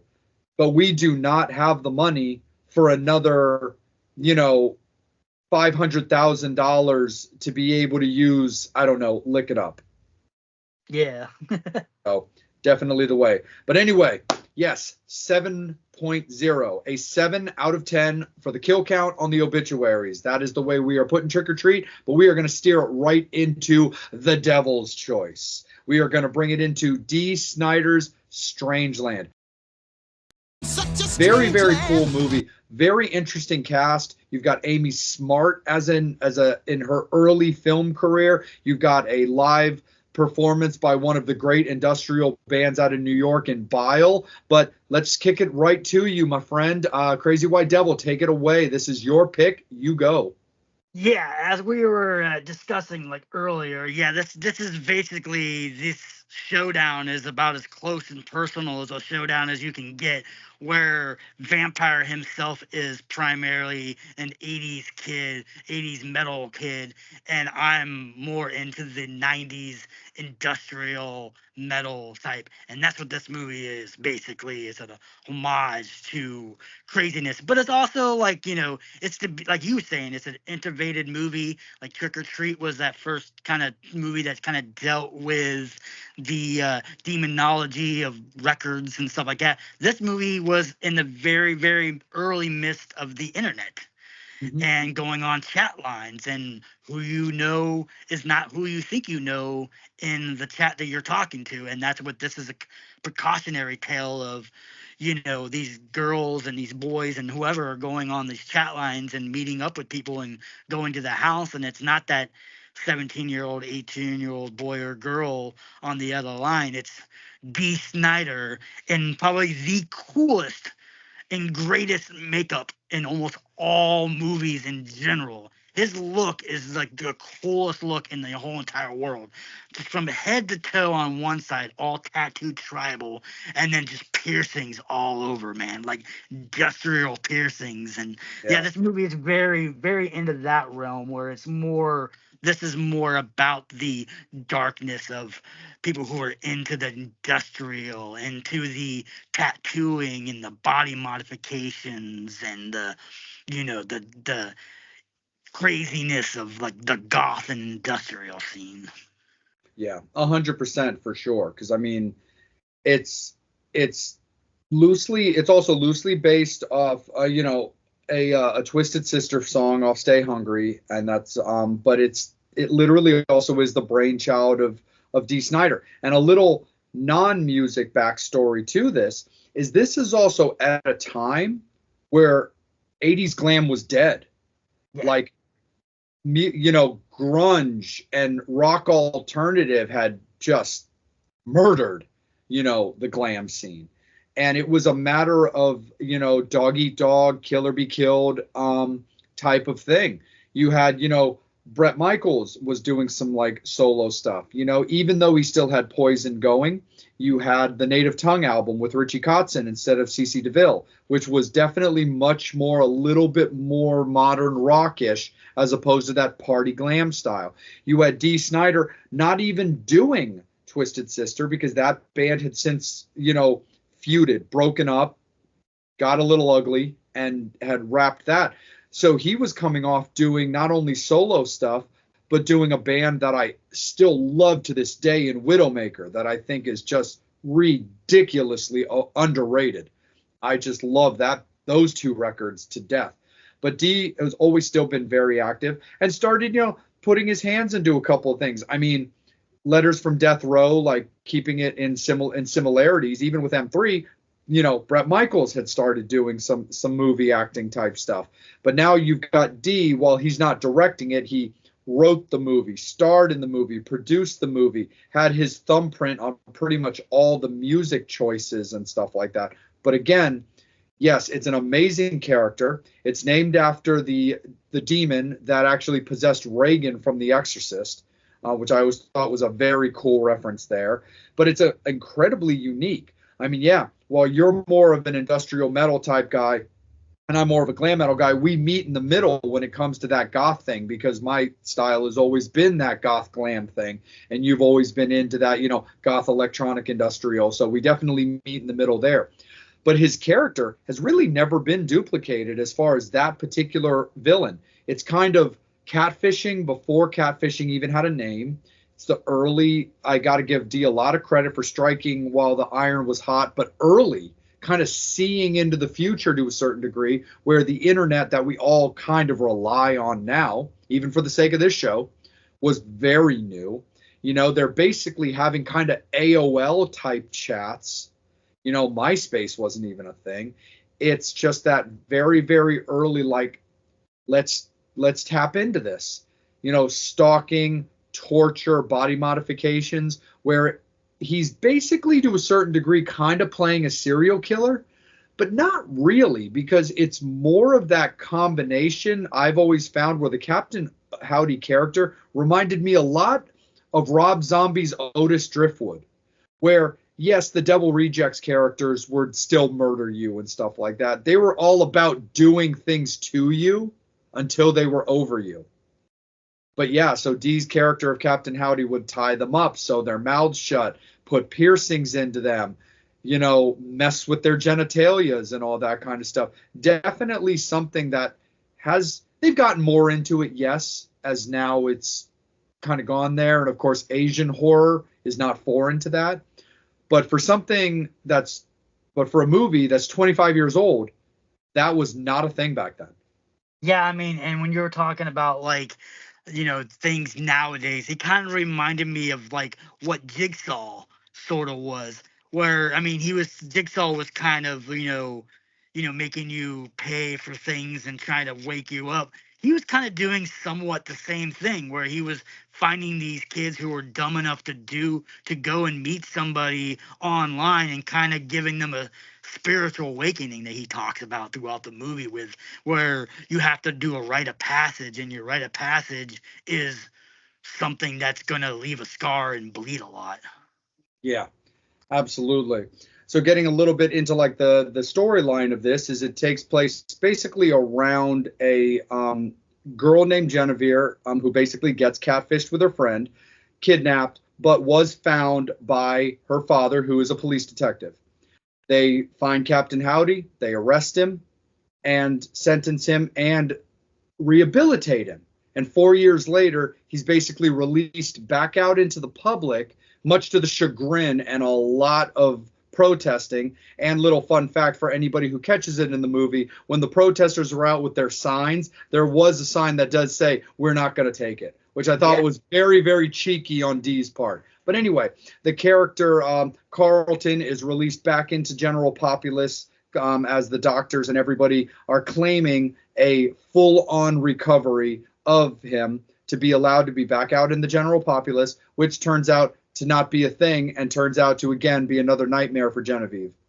Yeah, and as you say, nightmare, that's when we segue into him being captured and tortured, and when he does it, it's by one of the parents or this whole community of people who are so against this Captain Howdy character because he's evil and immoral. And that's when we bring in the character of Robert Englund, aka Freddy Krueger, is in this movie doing a cool, campy, crazy cameo for his. It's one of my favorite ones of him just randomly in a movie. It's very crazy. He's watching this like porn movie and he's telling his wife about, he's basically like a drunken, redneck. And all of a sudden, one of my favorite parts of the whole entire movie, which is very, Devil's Rejects, where he's wearing the skin of his wife and dancing around, and he was like, "Ooh, I like that. You're kind of getting me hot." And then all of a sudden he's like, "Wait, something's not right." And then he realizes that, yeah, that's not her behind that. It's Captain Howdy.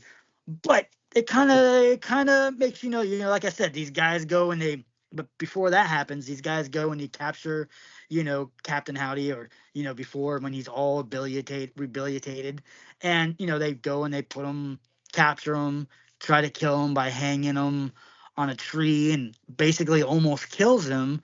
But then when he doesn't die and they crush all of his medication and stuff like that, he kind of becomes back to the Captain Howdy character, which kind of makes you kind of think in this movie, did he really get, was he rehabilitated?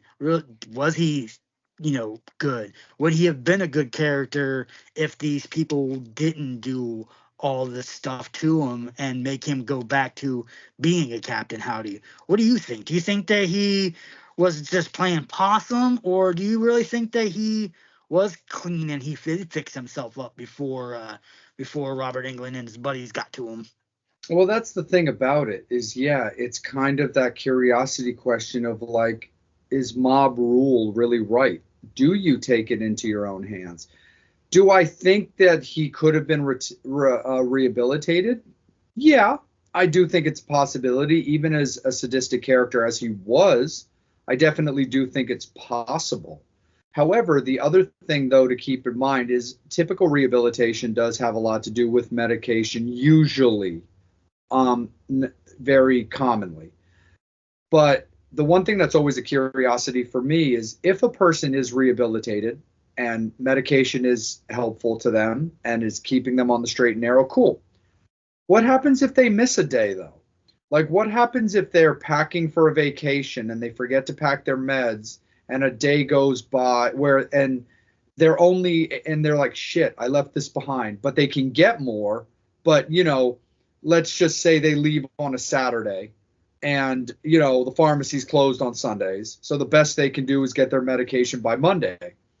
Would their medication wear off enough to possibly bring them back to that state and fuck up everything that the doctors had done for him? Even maybe they did for themselves.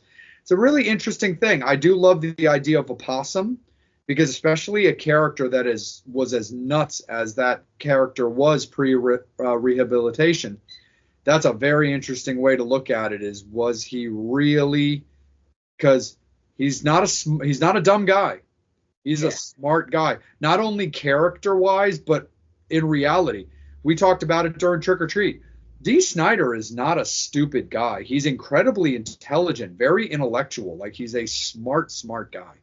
So that's always something I always took into consideration when it came to this movie, was kind of where was Dee's brain at, since he is just very, very smart. But to steer it back on point, this, in my opinion, is what happens when people don't understand that while they don't have to like something, maybe leaving it alone is just the better way to do it. You're more likely to have not unleashed the devil, so to speak, had you left the guy alone. Maybe just monitored the shit out of him, like made him paranoid or whatever. Or even if you didn't get in his personal bubble, just always be aware that he's around. Hey, especially with the internet now, I could honestly picture kind of like a neighborhood watch where everybody would be on like a chat or a text feed that would be like, hey, I just saw Carlton go into, Red Robin, or, I just saw him go into Walmart, kind of a thing like that, like just kind of keeping tabs on things, letting people know this guy's movement. But it probably would have been better to just leave well enough alone. Well, yeah, because even in this movie, he does kidnap the daughter of the cop again. And while he's having a video chat with the cop and the cop's wife, like, why? And he's like, oh, you didn't tell her. And his wife's like, what did you do? What did you do? And the cop just, describes it wasn't what I did, it's what I didn't do. He was sitting there in his cop car watching these guys go into his house and dragging him out to what would have been of his death, and did nothing about it. So it was kind of like, maybe he would have went after. I mean, he obviously would have went after Robert Englund's character and some other people, but maybe he wouldn't have went after the cop's daughter again had he done his job or wasn't there. And but he was kind of like, hey, yeah, blind eye. Well, and then when you see her, the things that he did to her in the first part, that trap that he kind of put her in the second time was way worse, where she had like tons and tons of these little small needles all over her. Like, yeah, that's one of the cool parts of this movie that we got to talk about is like these kind of, like I said, these kind of pre-jigsaw traps or / torch devices that he makes are pretty freaking cool and pretty gnarly.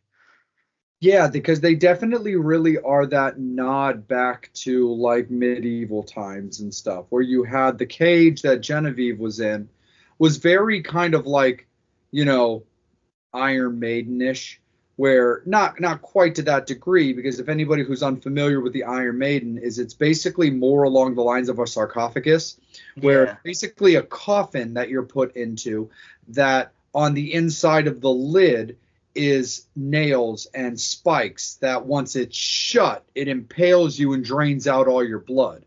But you also had the guy in the very traditional, like Salem witch trials, Plymouth type, old school, just head and arms, lock type thing, where your head's in the circle and your hands are in the circles and you're locked in place, all the way down to just the traditional like body modification things, like the sewing up the lips, which was very common in a lot of torture type of ways, similar to bamboo shoots, stopping a person from screaming.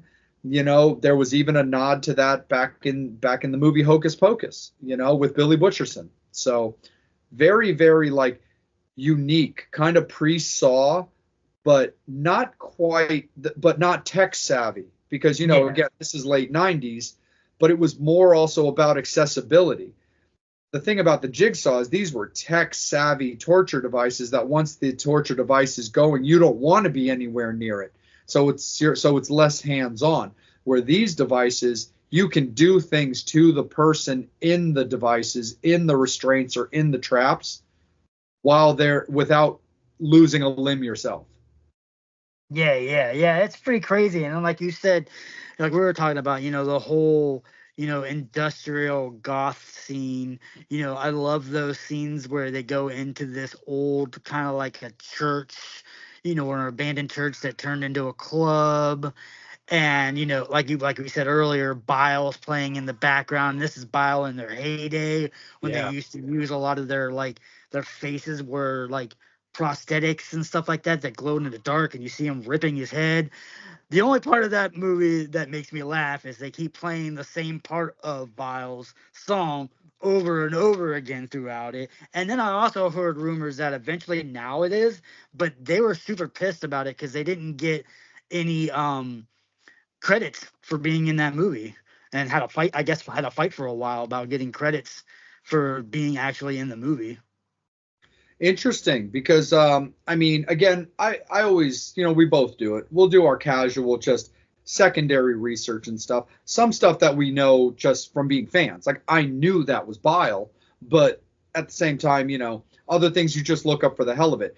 And one of the things that I tend to do for all the movies that we review is I'll pop onto Wikipedia, not Wikipedia, IMDb, just because, and just to see maybe some secondary things I didn't notice.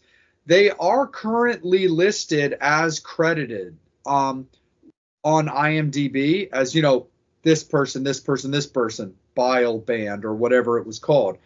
But now that I think about it, because I haven't looked at the credits in a while, I wouldn't be able to say whether or not they are actually listed in the actual film's credits, and now I'm beginning to think that they weren't. Yeah, that was a big thing for a little while. Was they were pretty pissed about not being credited as like being in the movie. Like I said, I mean, yeah, on IMDb now they are credited because anybody can kind of add themselves into IMDb nowadays as long as you got a SAG card or something like that, you can pretty much put yourself into shit now. But yeah, Yeah. at that time, I guess when you watched, I'd have to rewatch the credits again. But I'm pretty sure, like, I remember hearing stuff about about them talking about that they were kind of pissed off about that. But I mean, like, literally, you were in the. I mean, I, I'm not 100% sure whether or not they are, and they might be. But if they weren't, I haven't heard anything about My Life with the Thrill Kill Cult being pissed about not being credited in The Crow. I mean, Yeah. they might have been, but if they weren't, I've never heard anything. So maybe it's kind of like a thing, because like I said, at that time, Bile was starting to get that big kind of push and was like, was a big band starting to get that big break. And I mean, like I said, I mean, I can get it because it's like that could have been the push because people were going to go see this movie, not only because, love of these kind of movies, but predominantly because it says D. Snyder's Strangeland. So he's got his name over it. People are going to go see this because of how, influential D. Snyder is, even whether or not it's like a Rob Zombie movie. A lot of people are going to go see Rob Zombie movies, especially early back in this, just starting to do horror films. You went to see it just because you knew who Rob Zombie was, and you're like, I like his music. Let's go see what he's gonna do as far as writing or directing. Like I said, D didn't direct this, but his fingerprints, like you said, are throughout this whole entire movie. I mean, he literally picked, and that's where we'll go into the soundtrack with this movie. He literally picked every band and has a couple songs that he wrote personally that were just strictly for this soundtrack. And like I said, probably to me, you were saying top three. This is guaranteed top three best soundtracks of all time. I mean, as me personally, just because it has everything. It's got the industrial metal. It's got that kind of stuff. It's got Head PE in it. I mean, it's got D coming back out and doing some cold chambers in it. So it's like it's very, very much that late 90s new wave that kind of was starting to come out. And like I said, and D played it perfect, and every song goes perfectly with the movie. And it's such a like all those songs that were in the soundtrack weren't made for this movie, but weren't perfectly with the movie for every scene that they were put in, which you can tell that D, just his ear and his intellectual and his knowledge of music, knows this song would be perfect for this scene. Okay, this is when this guy comes into where like all of a sudden, he walks in and it just goes, wake up, blam. Like he knew that part of that song, like he probably picked that part of that song too. Like, okay, this part of the song, this 30 seconds would be perfect for this scene. Right. And that's the thing, because we can talk for a second real quick on like movie soundtracks, because it's applicable for this series and the showdown. Is that really kind of is a thing too, because there's ways to look at soundtracks of movies. One, is it a great soundtrack just because it's a great soundtrack? Is it a great soundtrack because it's a great soundtrack because of the way it fits in the style of a movie? And is it a great soundtrack because it's a great soundtrack because it is involved in the movie? That's, for example, one of the reasons why I think Trick or Treat is such a great soundtrack. Is that soundtrack is involved in that movie, because basically, like for example, the song Trick or Treat on that record is the song that Sammy's performing on the stage at the dance. So it's kind of that design of, it's Fastway, it's the Trick or Treat soundtrack, but it's basically Sammy Kerr's music. That's one of the reasons I love it, is it's pure involvement in the movie, because you see the villain actually singing these songs as a part of when he's taking people out, Carrie style. But then you've got, like I said, soundtracks that are just great soundtracks. My example for that is Freddy vs. Jason. I love that soundtrack. It's amazing from top to bottom. I mean, it's got Spineshank, it's got Killswitch Engage, it's got El Nino, it's got the Murder Dolls. But is it really involved in that movie? Is it styled for that movie? No, not particularly, not in my opinion. I just think it's bitchin' songs by bitchin' bands in a fun movie, and it's just great songs, and you're going to jam out to something like that. But then Strangeland, and like you mentioned, The Crow, those are great soundtracks that are great bands and designed well for the movie. You know, you listen the stuff like Coal Chamber, the fact that Biles not only not counting the sadness, but that they're in the movie and using their music. You've got Dee writing songs for the movie that are performed by other bands and stuff like that. And then, of course, you've got The Crow, which, again, bands like The Cure and Pantera aren't specific to that actual movie, of course, but the way those songs are used, they fit so perfectly with the scenes. I mean, that particular scene of The Crow that involves Burn is just iconic. And that's one of those, I will die on the hill for that fight. The way that Burn particularly is used in the Crow movie for its scene is legendary. So that's what I've always found to be the three specific criteria of simply great soundtracks for great movies. Is how is the involvement? Is it just simply a great soundtrack because, man, they just picked bitchin' bands? Hey, there's nothing wrong with that. The second tier is great soundtracks, great bands that tie in amazingly with the movie stylistically, followed by great soundtracks, great bands that are designed to be a real part of that movie. Yeah, that's said exactly how that is. Like you were saying with Burn, it's how a lot of these songs in this movie are like. They kind of, you know something's about to happen when the songs comes out and it's crazy and it's high pitched, and like I said, it's one of the craziest and better like soundtracks that goes in the movie, and it reminds me of kind of like the old school horror soundtracks with your John Carpenter's like Halloween, how those soundtracks kind of went with the movie, even though those were more like soundtracks, not really band wise. It's more like a score. Music. Yeah, more like a score or your music, where these are kind of doing the same thing because it's setting up a scene like a score, but it's with a band. And like I said, the crazy thing about this movie is that other than a couple of songs, they're all songs that these bands have already made. So he just was like, oh, this fits perfect, and it fit perfectly seamless with the scene that he decided to. Yeah, absolutely, for sure. So let's keep it rolling with you, Devil. Let's start moving towards like the finish of this movie. So what did you think about, him coming back, basically being tortured to death, or basically being, left to die, not dying, and like I said before, kind of awakening the monster, awakening the nightmare, and bringing it back, him getting his hands on Genevieve, but then leading to the end. Yeah. I mean, it leads all to the end. He goes right back to the club again, and he finds him, and it's the one-on-one with the cop versus Captain Howdy. And I think it kind of reminded me a little bit of like the cat and mouse kind of game to begin with, where Captain Howdy's kind of a little playing like, oh, where am I at kind of game. But then eventually, the cop gets the better hand of him.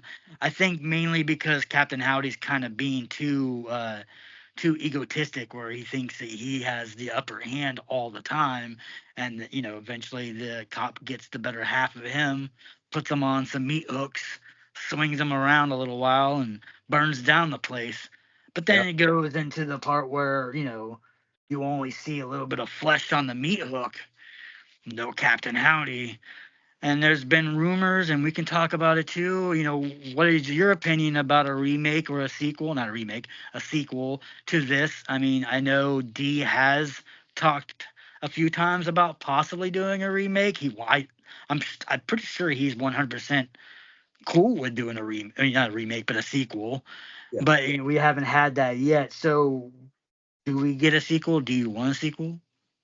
I would love a sequel. When it comes to Trick or Treat, we're past the point of a sequel. I think we can collectively say that. Not only with also just the way that the movie ended, just wouldn't make any sense. And I think it just falls solidly into that cult following movie that stands alone. The people that love it the way that it is, love it the way that it is. And I don't really think that they would accept a sequel. And to be honest, like we had talked about in the previous review, it's since branched off and allowed for the various adaptations of rock and devil music to go into horror movies and stuff like that. So I think it's safe to say that Trick or Treat's its own thing. When it comes to Strangeland, though, I wouldn't hate it, because again, it was a newer movie. It's took advantage of the changing of the times. The soundtrack was great, and those bands are definitely still around. I mean, other people that were on the soundtrack that we didn't even talk about were like a Pantera and like Marilyn Manson. I could see even something in the ballpark of it not even being Captain Howdy's character per se, but D. Snyder's Strangeland 2, but have maybe Marilyn Manson, who's got a long history of acting, maybe doing where he's actually playing the character. Maybe it's not Captain Howdy. Maybe it's called, I don't know, Uncle Wiley or something. You know what I mean? But yeah, maybe like a copycat. Like a copycat or something like that, but can still dive into that body modification, sadistic torture type realm, which being played by Marilyn Manson is not going to shock anybody. I feel like we wouldn't be doing our jobs if we didn't mention the fact that there would be hoops to jump through casting Marilyn Manson in current modern time right now. I'm an innocent till proven guilty kind of person, and we're not looking to go overly sad on this, but I do think, unfortunately, there's little headaches that might happen with something like that, but I would love to see that personally, and I think that Manson would kill it. But D's still fit, looks the part, and again, of course, because he was the part, we don't know whether or not, Captain Howdy's really gone. I don't think he is personally. I think they definitely left it open to the possibility. Do we get it? We'll have to wait and see. I think if we're going to get it, I really think you want to do it within the next 5 years, or else I think you really run the risk of it just being like, took you long enough. But I definitely think it would be cool. I would definitely like to see it. My only criticism of a sequel now is I just don't want them to go too campy and a little bit too like typical goofy. Like an example I'll use is a movie I saw years ago that I'm sure you're familiar with called Unfriended. Here's the thing with Unfriended. I thought it was one of the greatest comedies ever made. I watched that movie in the theater and was practically laughing the whole time through. The thing is, though, about it is, we're in our 40s now. We were in our 30s then. But when I watched the movie, for me, it was hilarious. It was campy. It was goofy. There were some great kills, but it was kind of campy and goofy for me. But in reality, it was very accurate to, at that time, the huge rise in cyberbullying. So I do think that movie being watched by somebody who at that time was 16, who was maybe a sophomore in high school, would probably hit very close to home, feel very relevant, and probably be very scary. Somebody in their late 30s isn't really going to be overly threatened by a high school style movie that hasn't been relevant to them in 20 years, 15 years. That was kind of my look at it. Is so I just would love another Strangeland should they decide to do it, but just keep in mind that they don't want to go overly campy, but can still take advantage of the fact that catfishing is still a thing. Yeah, I mean, the only problem with it now is, with the catfishing and the modern technology with the internet, it's like, I mean, not that people still don't go and catfish people and get people to come over. With people with cell phones now and GPSs and stuff, it's a little bit harder to get away with that. Hence the reason why we don't have serial killers as much now as we did. People talk about that, like, oh, people are not killing people as much. I'm like, there's still just as many people trying to become serial killers. It's just harder to get away with it now for years and years and years with modern technology now. So it's like one of those ones, like, I think it'd be cool, maybe try to get into a different realm of how he would capture his victims, maybe not via the internet, but maybe some other way, but still kind of doing that same thing. But I'm always gonna be down for a sequel with that, especially as long as it's got, Dee's fingerprints in it somewhere. Not necessarily has to be Captain Howdy or, his character or somebody else playing it. As long as it's got his fingerprints in it, and as long as it's got the bitchin' soundtrack that the first one had. Yeah. Because like we talk about that, the Crow first soundtrack is amazing. The Crow 2 soundtrack isn't too shabby either. I liked a lot of the songs. So as long as it stays course with that, I'm probably down. Does it need to be as good as the first one as far as soundtrack wise? I mean, it probably could be, but I mean, is it going to be? I don't know. That's going to be tough to try to beat. But yeah, I'm down for another Strangeland and seeing Captain Howdy come back out. Absolutely, man. I definitely think that would be pretty sick, man, for sure. So let's get to the obituaries. Let's get to the kill count. Let's talk about our ratings. Your movie, you start, brother. Where's your head at when it comes to Strangeland? Okay, so not taking away the soundtrack, I'll give bonus points for that here in a minute. I gotta say, I love this movie. I love the fact that it was wrote by a musician that most people assume is just a dumb musician, and how, like we've explained, how smart and intelligent Dee Snider really is, and people underestimate how intelligent he is. But yeah, it's one of those movies, like I said, it was wrote very smart. It played on that beginning of the internet and the whole catfishing and all that kind of stuff, which was brand new at the time. So the movie is very original. Like you said, there's not too many. There's no. You can think of other movies, like you said, of Trick or Treat, where other movies have played. Even though this Trick or Treat's more of an original one, there's other movies that play that same kind of card. There's not too much that's the same as Strangeland. Like I said, maybe Saw, but that's completely still got remnants of the same thing, but it's still a completely different story. This is more about, like, trying to get that versus getting that. And, his character, Jigsaw wasn't really trying to kill anybody, versus Captain Howdy was like, I don't give a fuck if you die or not. He's like, I'm just going to torture you too. So, yeah, I mean, like I said, you can't think of any movie that's even close to semblance of how this movie was. So yeah, I give it a high marks just for that. High marks just because it's got a lot of cool visuals. I love, like I said, the tattoos on him, the body modifications throughout the movie, the people in the club with the body modifications that are obviously people with real body modifications doing doing that stuff in the movie while they're filming, showing them putting needles in their skin, hanging from hooks and doing all that kind of stuff, which was not CGI'd or not, makeup. It was real people putting real needles and real surgical stuff into their bodies. So yeah, like I said, it wasn't thought of at that time. So for me, adding that, I'm gonna give this movie an 8, But then when that soundtrack, like I said, that soundtrack to me is probably one of the best soundtracks ever. I'm actually going to score this one super high with a 9. With a 9. All right, man.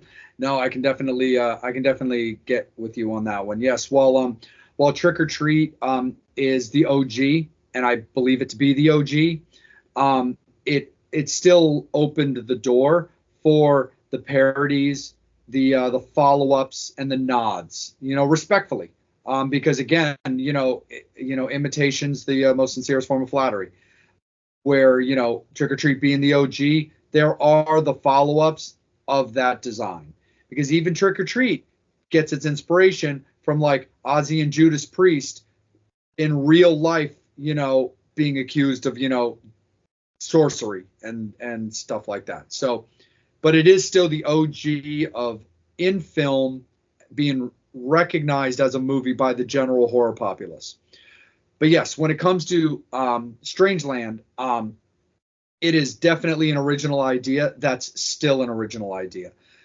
While it does have little bits of trinkets in there by something like a Saw, though, I don't 100% see it your way. While the torture aspect is there, the characters performing the torture are definitely not the same. Where this is just a guy who's just warped sensibilities are just making people feel pain in a lifestyle that he's already just become accustomed to. Like, Dee's character probably had, eight rings in his dick. And to him, that's just like, yeah, that's how I roll, baby. Versus, where if he's, putting needles through people's genitalia as forms of torture who are basically preppies and high school kids, that's just going to feel awful in every way because they're not a part of that world. Torture and pain does not lead to pleasure. But you're definitely not wrong in those comparisons when it comes to the traps, the torture, and the design.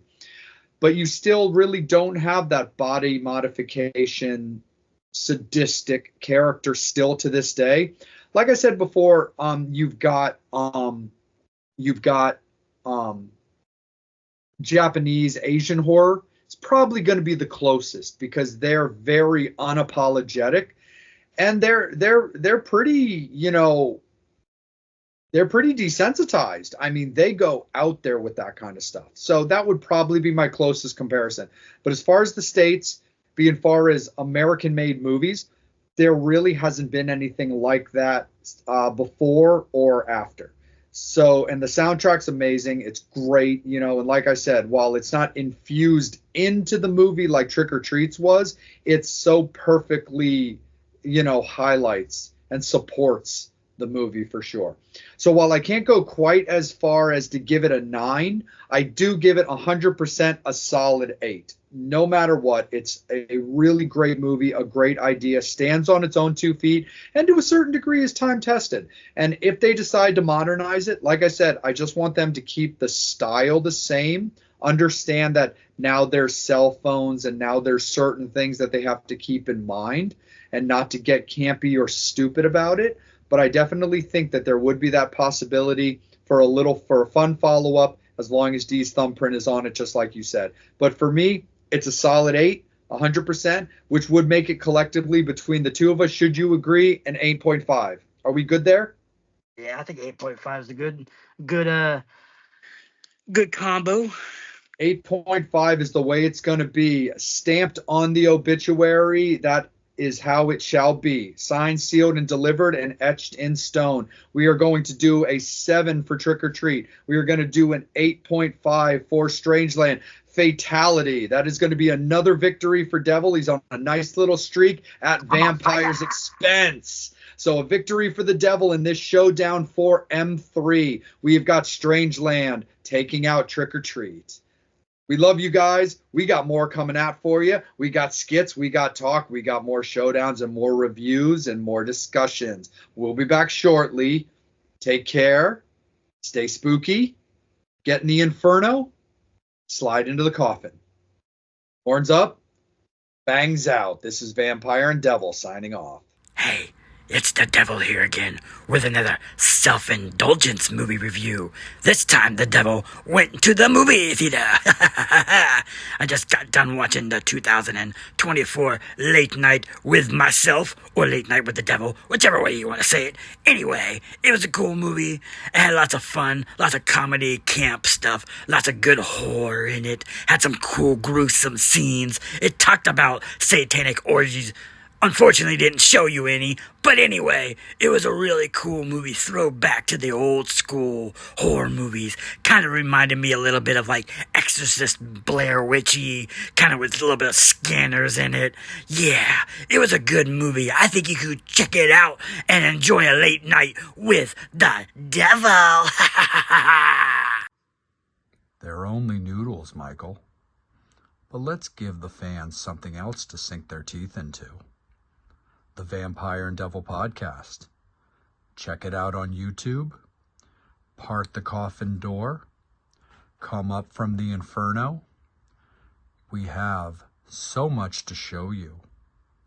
Sleep all day, party all night. It's fun to be a vampire.